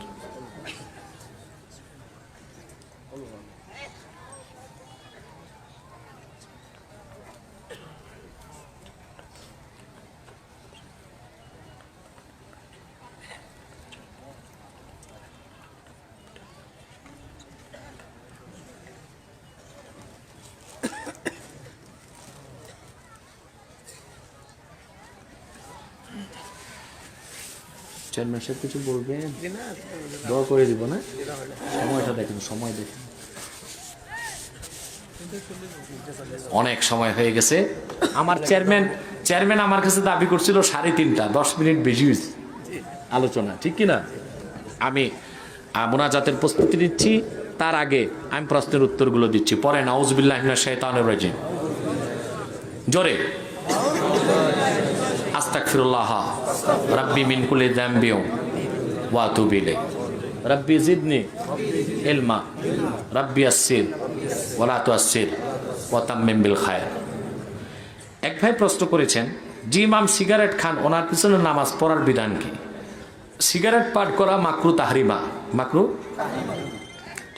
ফতোয়া স্বামীতে এসেছে মাকরু তাহরিমাটা হারামের মতোই গুনাহ। তো যে ব্যক্তি নিয়মিত হারাম কাজ করে তাকে বলা হয় ফাসেক। কি বলা হয়? ফতোয়া স্বামীতে এসছে লা ইয়াজুজুল ইক্তিদাউ খালফাল ফাসেক, কোন ফাসেকের পিছনে নামাজ পড়া জায়েজ নাই। এর জন্য যে ইমাম নিয়মিত সিগারেট পান করেন তার পিছনে নামাজ পড়া মাকরু হবে। অতএব তাকে ইমামতি থেকে বাদ দিবেন, নয় এই মোমবাতি টানা ছাড়াইবেন।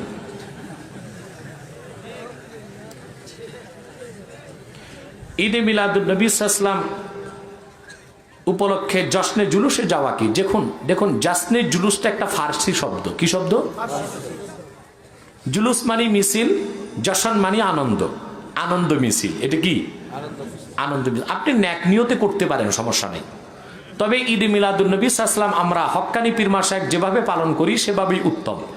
আমরা ঈদে মিলাদুন নবী সাল্লাল্লাহু আলাইহি ওয়াসাল্লাম উপলক্ষে স্মরণে মাহফিল করি, নাত পড়ি, জিকির ফিকির করি, হামনাত পড়ি, সারা রাত দোয়া মোনাজাত করে তাবারুক বিতরণ করি। নবীজির চাচা আবু জাহেল কি নবীজির বংশের আপন চাচা ছিলেন? না, আপন চাচা ছিল না। আজানের পূর্বে দরুদ পড়া কি? পড়া যেতে পারে, তবে বেশি উত্তম আজানের পরে। মুসলিমে এসেছে রাসূলুল্লাহ সাল্লাল্লাহু আলাইহি ওয়াসাল্লাম বলেছেন কুলু মিসলামা ইয়াকুলুল মুয়াজ্জিন সুম্মা সাল্লুল্লাহ আলিয়াল ওয়াসিলা। মুয়াজ্জিন যা বলে তোমরাও তাই বলো আজানে, অতঃপর আমার জন্য আল্লাহর কাছে ওসিলা চাও এবং দরুদ পড়ো। যেহেতু রাসূলুল্লাহ বলছেন আজানের পরে, তো পরে পড়লেই বেশি সওয়াব। তবে দরুদ যেহেতু দামি জিনিস, আগেও পড়তে পারেন, সমস্যা নেই, তবে যেটা বেশি উত্তম ওইটাই করবেন।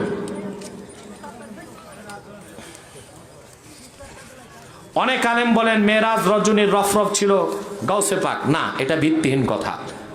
গাউসে পাক আব্দুল কাদের জিলানী রহমতুল্লাহ আমার নূর নবী মুহাম্মদ সাল্লাল্লাহু আলাইহি ওয়াসাল্লামের উম্মতের মধ্যে অনেক বড় ব্যক্তি, বড় ওলি, কুতুব, এবং তাকে গাউস হিসেবে আমরা জানি। কিন্তু এর মানে এই নয় যে তিনি আল্লাহ রসুল মুহাম্মদ সাল্লাল্লাহু আলাইহি ওয়াসাল্লাম যখন মেরাজে গেছেন রফরফ গাউস পাক আব্দুল কাদের জিলানী রফরফ ছিল। এটা ভিত্তিহীন কথা। কারণ গাউস পাক আব্দুল কাদের জিলানীর তো অনেক উপরে আবু হানিফা, তার উপরে তাবিন, তার উপরে সাহাবী। কোন ব্যক্তিকে যদি আল্লাহ রসুল রফরফ বানাতেন তা আবু বকর সিদ্দিককে বানাইতেন, ঠিক কিনা? রফরফ ছিল নূরের, কিসের? সৈয়দ আহমদ দেহলভিকে কেন আমিরুল মুমিনিন বলা হয় না? ইসমাইল শহীদের কথা বলছে না, সৈয়দ আহমদ দেহলভি, বেরেলভি সৈয়দ আহমদ বেরেলভি রহমতুল্লাহ, তিনি আমাদের সকল আহলে সুন্নত আহলে হকের ইমাম। সৈয়দ আহমদ বেরেলি রহমতুল্লাহর খলিফা ছিলেন কারামত আলী জৌনপুরী রহমতুল্লাহ। কারামত আলী জৌনপুরী রহমতুল্লাহর হাতে 2 কোটি লোক ইসলাম গ্রহণ করে মুসলমান হয়েছে। সৈয়দ আহমদ বেরেলি রহমতুল্লাহর আরেক খলিফা ছিলেন সুফি নূর মোহাম্মদ নিজামপুরী রহমতুল্লাহ। নূর মোহাম্মদ নিজামপুরীর অনুসারী ছিলেন সুফি ফতে আলী ওয়েসি বর্ধমানী। সুফি ফতে আলী ওয়েসি বর্ধমানীর হাতে মুরিদ ছিলেন ফুরফুরার আবু বকর সিদ্দিক ফুরফুরাবি। এ থেকে ফুরফুরা, কথা বুঝতে পারছেন? আর জৌনপুর থেকে বদরপুর, বদরপুর থেকে ফুলতলি। সৈয়দ আহমদ বেরেলির আরেক খলিফা ছিলেন নূর মোহাম্মদ ঝানজানবি। ওনার খলিফা ছিলেন এমদাদুল্লাহ মহাজের মক্কি। ওনার থেকে কওমি ওলামায়ে কেরাম, কথা বুঝতে পারছেন? তার মানে যারাই মুসলমান তাদের সবার ইমাম হলেন সৈয়দ আহমদ বেরেলি রহমতুল্লাহ। এবং তিনি ইংরেজদের বিরুদ্ধে জিহাদের এলান করে জিহাদে রওনা হয়েছিলেন। এই জন্যই তাকে আমিরুল মুমিনিন বা মুজাহিদিন বলা হয়। আল্লাহ রাসূল সাল্লাল্লাহু আলাইহি ওয়াসাল্লামের জন্ম কি সাধারণ মানুষের মতো হয়েছিল? দেখুন, এসব বিষয় নিয়ে আপনারা বেশি কথা বলে ঈমান থাকার চেয়ে যাওয়ার সম্ভাবনা বেশি।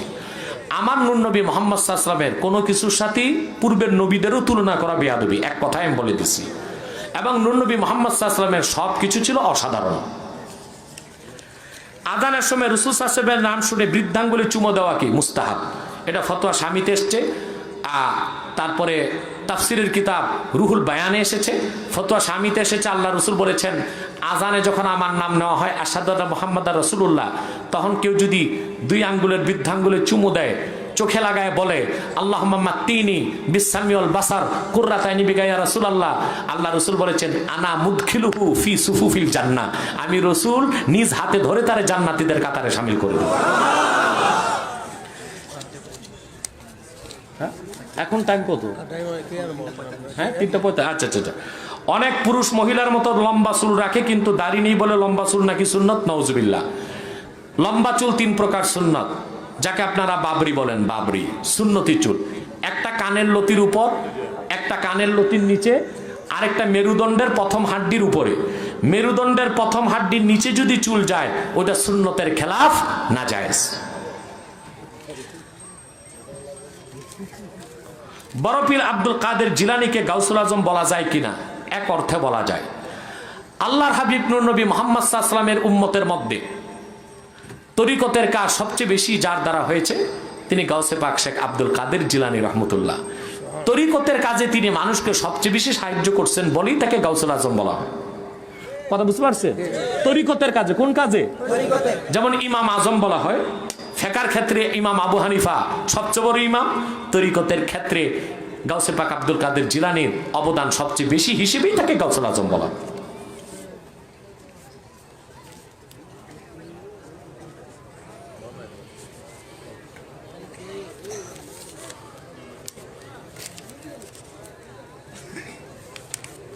সাদ্দাত কি বেহেশত তৈরি করেছিল?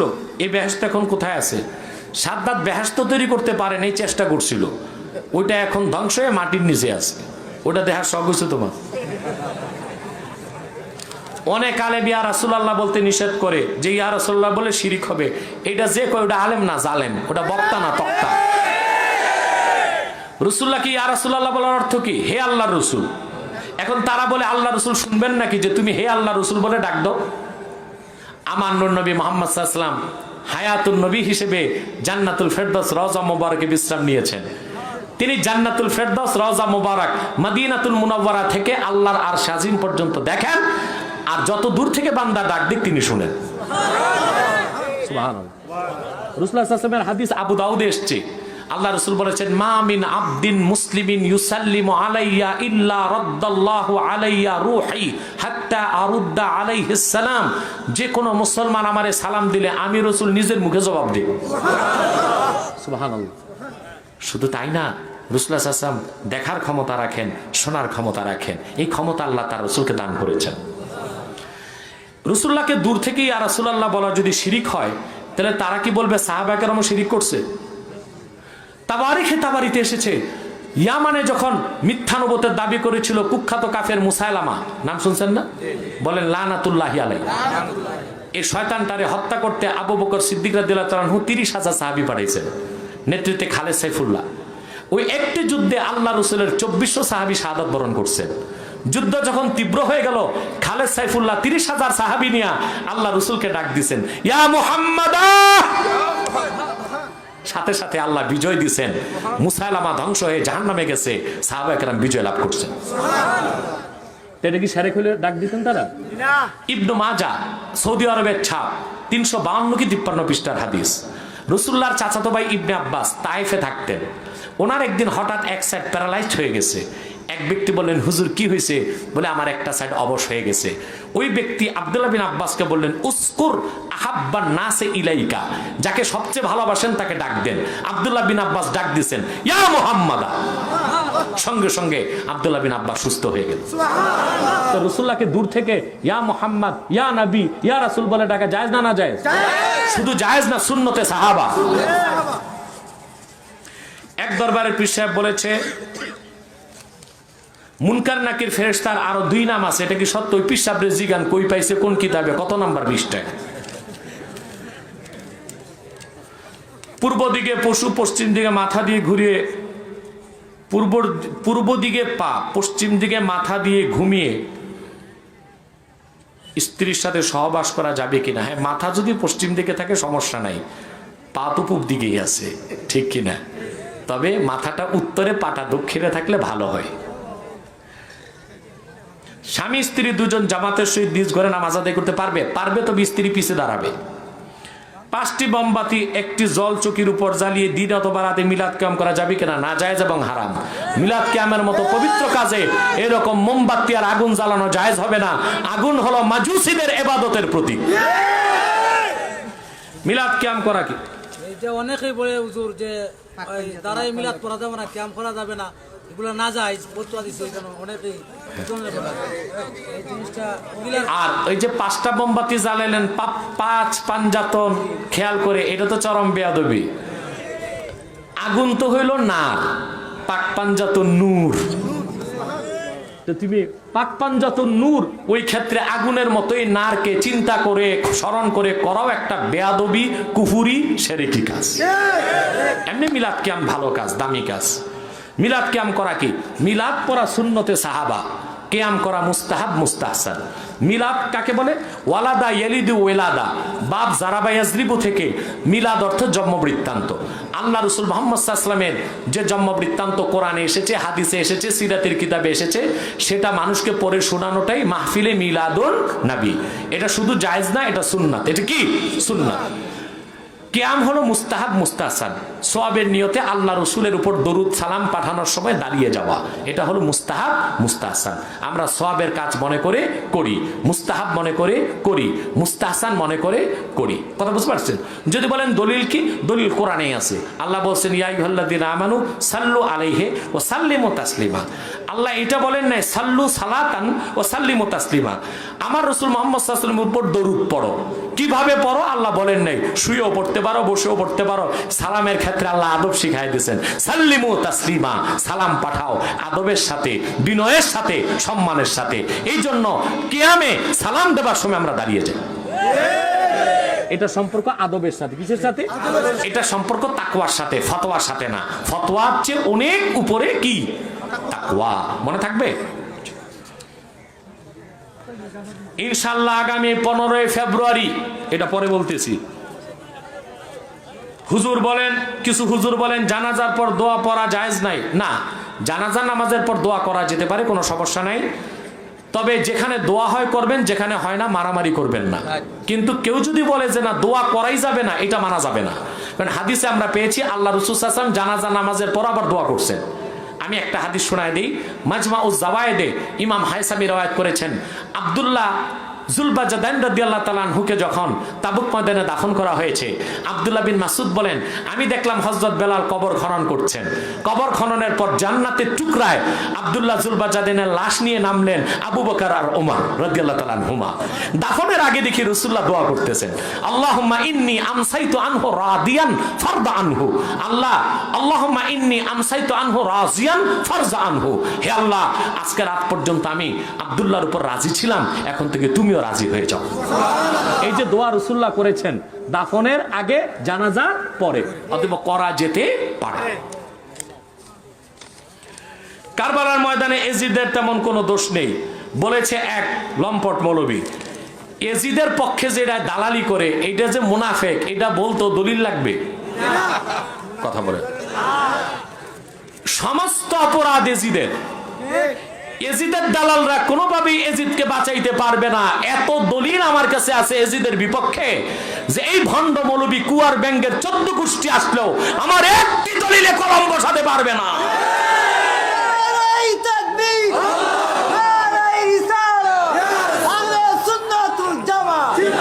এবার এজিদের ব্যাপারে কিছু তথ্য দিয়ে দেই। আমার ইমামে হোসেন রাদিয়াল্লাহু তাআলা আনহুর মস্তক মোবারক কেটে যখন দামেস্কে নেওয়া হলো, একটা সেরি ছিল বড় যুদ্ধের ঢাল, ইমাম হোসেনের মাথাটা মাঝখানে, সাথে 18টা মাথা আহলে বাইতের। এজিদের সামনে যখন রাখা হলো, শয়তান এজিদ তখন চিৎকার করে বলল, কথাটি শারহু ফিখিল আকবর দারুন নাফায়েস লেবানন বৈরুতের ছাপ 175 পৃষ্ঠায় এসেছে। এজিদ বলেছে, ইন্নী জাযাইতুহুম বিমা ফাআলু বিআশয়াখে কুরাইশিন ওয়া সানাদিদিহিম। বদর ময়দানে কুরাইশদের 70টা থেকে হত্যা করা হয়েছিল, আজকে আমি হোসেনকে হত্যা করে বদর যুদ্ধের বদলা নিলাম। সে এজিদকে মুসলমান বলা যাবে? সেই এজিদকে মুসলমান বলা যাবে? জোরে বলেন। এবার আসেন, ইবনে কাসির রাহমাতুল্লাহ আল বিদায়া ওয়ান নিহায়াতে সহিহ সনদে নকল করেছেন, আমার হোসেনের মাথা মোবারক যখন এজিদের সামনে ঠোঁট দুইটা ফাঁক হয়েছে, দাঁত থেকে নূর চমকাইতেছে, কুখ্যাত এজিদ তার হাতে ছড়ি দিয়া ইমাম হোসেনের দাঁতে আঘাত করতে লাগলো। এক সাহাবী দাঁড়ায় গেছেন, এজিদ এতক্ষণ বরদাস্ত হয়েছে, আর বরদাস্ত হয় না। আমি বহুবার দেখেছি এই ঠোঁটে রাসূলুল্লাহ চুমা দিয়েছে, আমি বহুবার দেখেছি হোসেনের এই দাঁতে আল্লাহ রাসূল জিহ্বা দিয়া চাটছে, তুই ওখানে এই বেয়াদবি করছিস। এইরকম বেয়াদব এজিদকে আমি মুসলমান বলতে পারি না। তারপর শুধু কি তাই, শামসুদ্দিন জাহাবি তার কিতাবের মধ্যে সহিহ সনদ উল্লেখ করেছেন, যখন ইমাম হোসেনের মস্তক তার সামনে রাখা, শয়তান এজিদ বসে আছে সিংহাসনে, একটা কাক ডাকতেছে, কাক। তখন এজিদ কবিতা পড়তেছে যে, নাইবাল গোরাব কুল তো কুল আওলা তাকুল কদ ইক্তাজাইতু মিনার রাসূলে দুয়ুনি। কাক চিৎকার করছে, আমি কাককে বললাম তুই চিল্লা, কাক তুই আওয়াজ কর আর না কর, আজকে আমি মুহাম্মদ সাল্লাল্লাহু আলাইহি ওয়াসাল্লামের পক্ষ থেকে হোসেনকে শহীদ করে আহলে বাইতকে অপমান করে বদর যুদ্ধের যে ঋণ ছিল তা শোধ করছে। সে এজিদকে মুসলমান বলা যায়? এজিদ মদ পান করত, মদকে হালাল বলতো, লোকজন বলেছে মদ তো হারাম, এজিদ বলেছে মুহাম্মদ সাল্লাল্লাহু আলাইহি ওয়াসাল্লামের শরীয়তে হারাম, ঈসার শরীয়তে তো জায়েজ। আউযুবিল্লাহ। তাহলে তো বোঝা যায় সে আল্লাহ রাসূলের দ্বীনকেই মানে নাই। হানাফি মাযহাবের শ্রেষ্ঠ তফসির রুহুল মাআনি, লেবাননের ছাপ 25তম খণ্ড, খামোশ, তাফসির রুহুল মাআনি 25তম খণ্ড, লেবাননের ছাপ 309 পৃষ্ঠায় আল্লামা মাহমুদ আলুসি এজিদের বিপক্ষে 3 পৃষ্ঠা আলোচনা করছেন। কয় পৃষ্ঠা? 3 পৃষ্ঠা। আমি আবার রেফারেন্স দিচ্ছি, তাফসির রুহুল মাআনি, লেবাননের ছাপ 25তম খণ্ড, 309 পৃষ্ঠা। 3 পৃষ্ঠা আলোচনার পর আল্লামা মাহমুদ আলুসি বলেন, ফাআকুলু ইন্নাল খাবিসা লাম ইউসাদ্দিক বিরিসালাতিন নবী। আমি মাহমুদ আলুসি বলি, কুখ্যাত শয়তান ইয়াজিদ আমার নূর নবী মুহাম্মদ সাল্লাল্লাহু আলাইহি ওয়াসাল্লামের রিসালাতকে বিশ্বাস করতো না। সেজন্য সে মদ খাইতো, আর জিজ্ঞেস করলে বলতো মুহাম্মদ সাল্লাল্লাহু আলাইহি ওয়াসাল্লামের শরীয়তে না হারাম, ঈসার শরীয়তে তো মদ হালাল। তাহলে তো সে আল্লাহ রাসূল মুহাম্মদ সাল্লাল্লাহু আলাইহি ওয়াসাল্লামের ইসলামকে গ্রহণ করে নাই, সে ঈসার শরীয়ত মেনেছে। সেই ইয়াজিদকে আমি মুসলমান বলতে পারি না। পাইছেন জবাব? এখন এই কুয়ার ব্যাং মৌলবী এজিদের গোষ্ঠী এবার প্রমাণ পাইছে।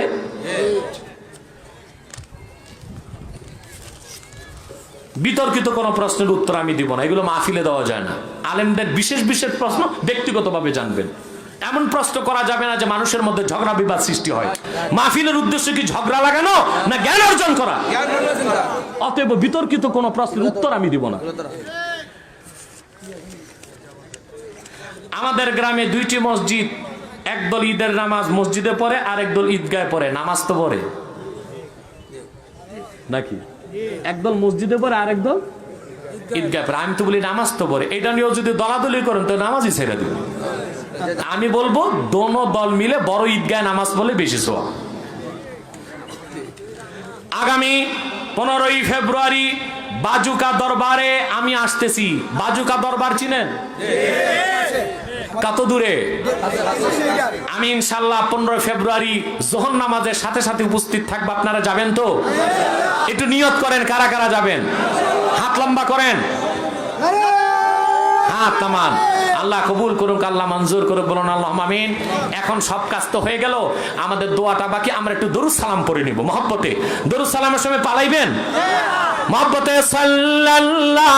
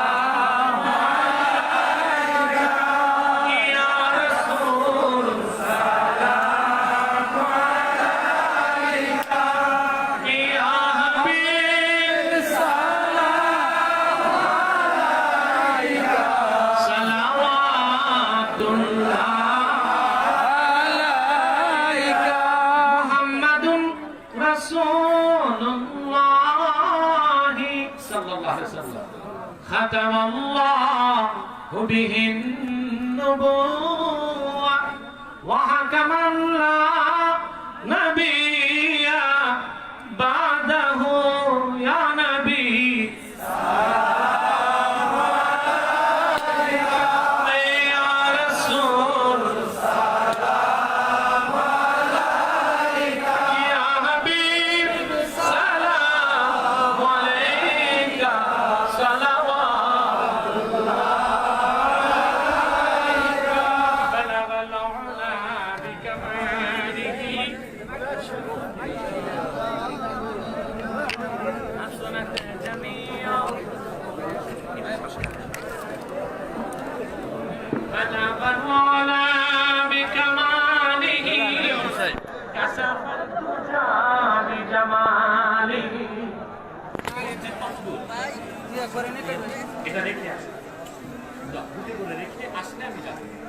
بلغ العلا بكماله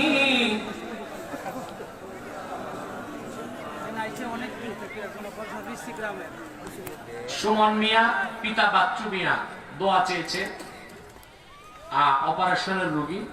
আপনার দোয়া করবেন আল্লাহ যেন কোরআনের মাহফিলের ইজ্জত থেকে মাফ করে দেন। আমি দোয়া চাই সবার জন্য।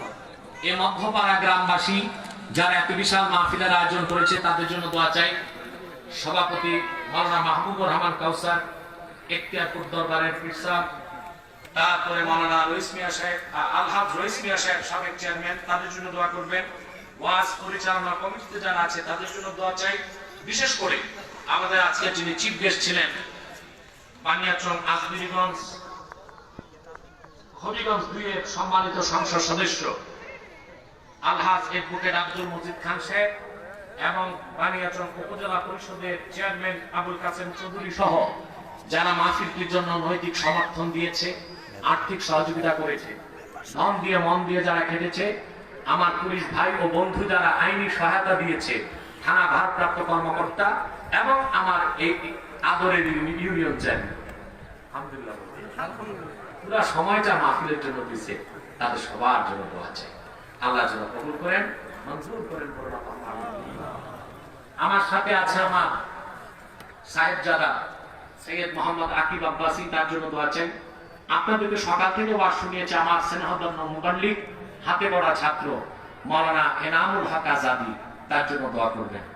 আর যারা আছে আমার ছাত্র ভক্তবৃন্দ এবং সংগঠনের, এতে সবার জন্য আমি দোয়া চাই। আসুন দোয়া করি। আলহামদুলিল্লাহি রাব্বিল আলামিন ওয়াল আকিবাতু লিল মুত্তাকিন ওয়াসসালাতু ওয়াসসালামু আলা নাবিয়িনা হাবিবিনা শাফিনা মাওলানা মুহাম্মাদিন রাসূলি রাব্বিল আলামিন। আল্লাহ তাআলা আজকের ৭ম বার্ষিক ইসলামী সুন্নি মহাসম্মেলনে যোহর নামাজের পর থেকে আসরের সময় সমাগত লক্ষাধিক মুমিন মুসলমান নিয়ে দুটো হাত তুলেছি মাবুদ। এতগুলো মানুষের মধ্যে যা দুটো হাত তোমার ভালো লাগে আল্লাহ, তার দুটো হাতের বিনিময়ে আমাদের জীবনের সব গুনাহ তুমি মাফ করে দাও। আল্লাহ তাআলা রব্বুল আলামিন হৃদয়ের গভীর থেকে দোয়া করি আল্লাহ, তোমার আখিরি নবী নূর নবী আমার মুহাম্মদ সাল্লাল্লাহু আলাইহি ওয়াসাল্লাম আজ থেকে ১৫০০ বছর আগে দুনিয়া থেকে বিদায় নিয়েছেন। হায়াতুন নবী হিসেবে জান্নাতুল ফেরদাউস রওজা মুবারকে বিশ্রাম নিয়েছেন। জীবনে একবার তোমার আখিরি নবী নূর নবী আমার মুহাম্মদ সাল্লাল্লাহু আলাইহি ওয়াসাল্লামের জান্নাতুল ফেরদাউস রওজা মুবারকে উপস্থিত হয়ে গো আল্লাহ, তোমার হাবিবের নূরের কদমে দরুদ ও সালামের হাদিয়া দেবার জন্য দেবার আগে আল্লাহ তুমি ডাক দিও না। আল্লাহ তাআলা একবার বা একাধিকবার যারা সোনার মদিনায় নূরের মদিনায় যেতে পেরেছি আল্লাহ, জীবনে বারবার তোমার আখিরি নবী নূর নবী আমার মুহাম্মদ সাল্লাল্লাহু আলাইহি ওয়াসাল্লামের নূরের শহর মদিনা মুনাওয়ারা জিয়ারতের জন্য তাদের কপালটা খুলে দাও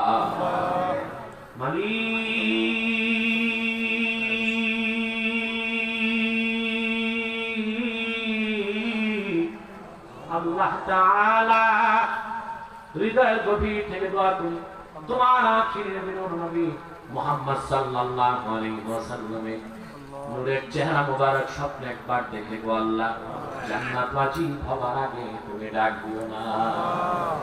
একবার বা একাধিকবার যারা তোমার আখিরি নবী নূর নবী মুহাম্মদ সাল্লাল্লাহু আলাইহি ওয়াসাল্লামের নূরের চেহারা মুবারক স্বপ্নে দেখার সৌভাগ্য লাভ করেছে আল্লাহ, জীবনে বারবার দেখার জন্য তাদের কপালটা তুমি সোনার কপাল বানায় দাও আল্লাহ। আমাদের অনেকের বাবা নাই, অনেকের মা নাই, অনেকের বাবা মা একজন নাই, যত মানুষের বাবা মা দুনিয়া থেকে বিদায় নিয়ে অন্ধকার কবরে চলে গেছে আল্লাহ, সকল মুসলমান বাবা মা কবরকে তুমি জান্নাতের বাগান বানায় দাও আল্লাহ তাআলা।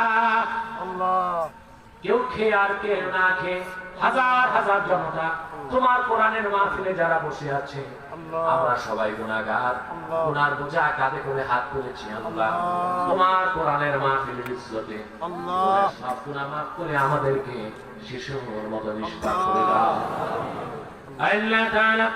এখানে এমন মানুষ বসে আছে যুবক, বাবা মা থাকতে কামাই রোজগার ছিল না, দুঃখী বাবার মুখে এক লোকমা খাদ্য তুলে দিতে পারে নাই, দুঃখী মাকে একটা শাড়ির কাপড় কিনে দিতে পারে না, এখন হাজার হাজার টাকা কামাই করে কিন্তু বাড়িতে বাবাও নাই, দুঃখী মাও নাই।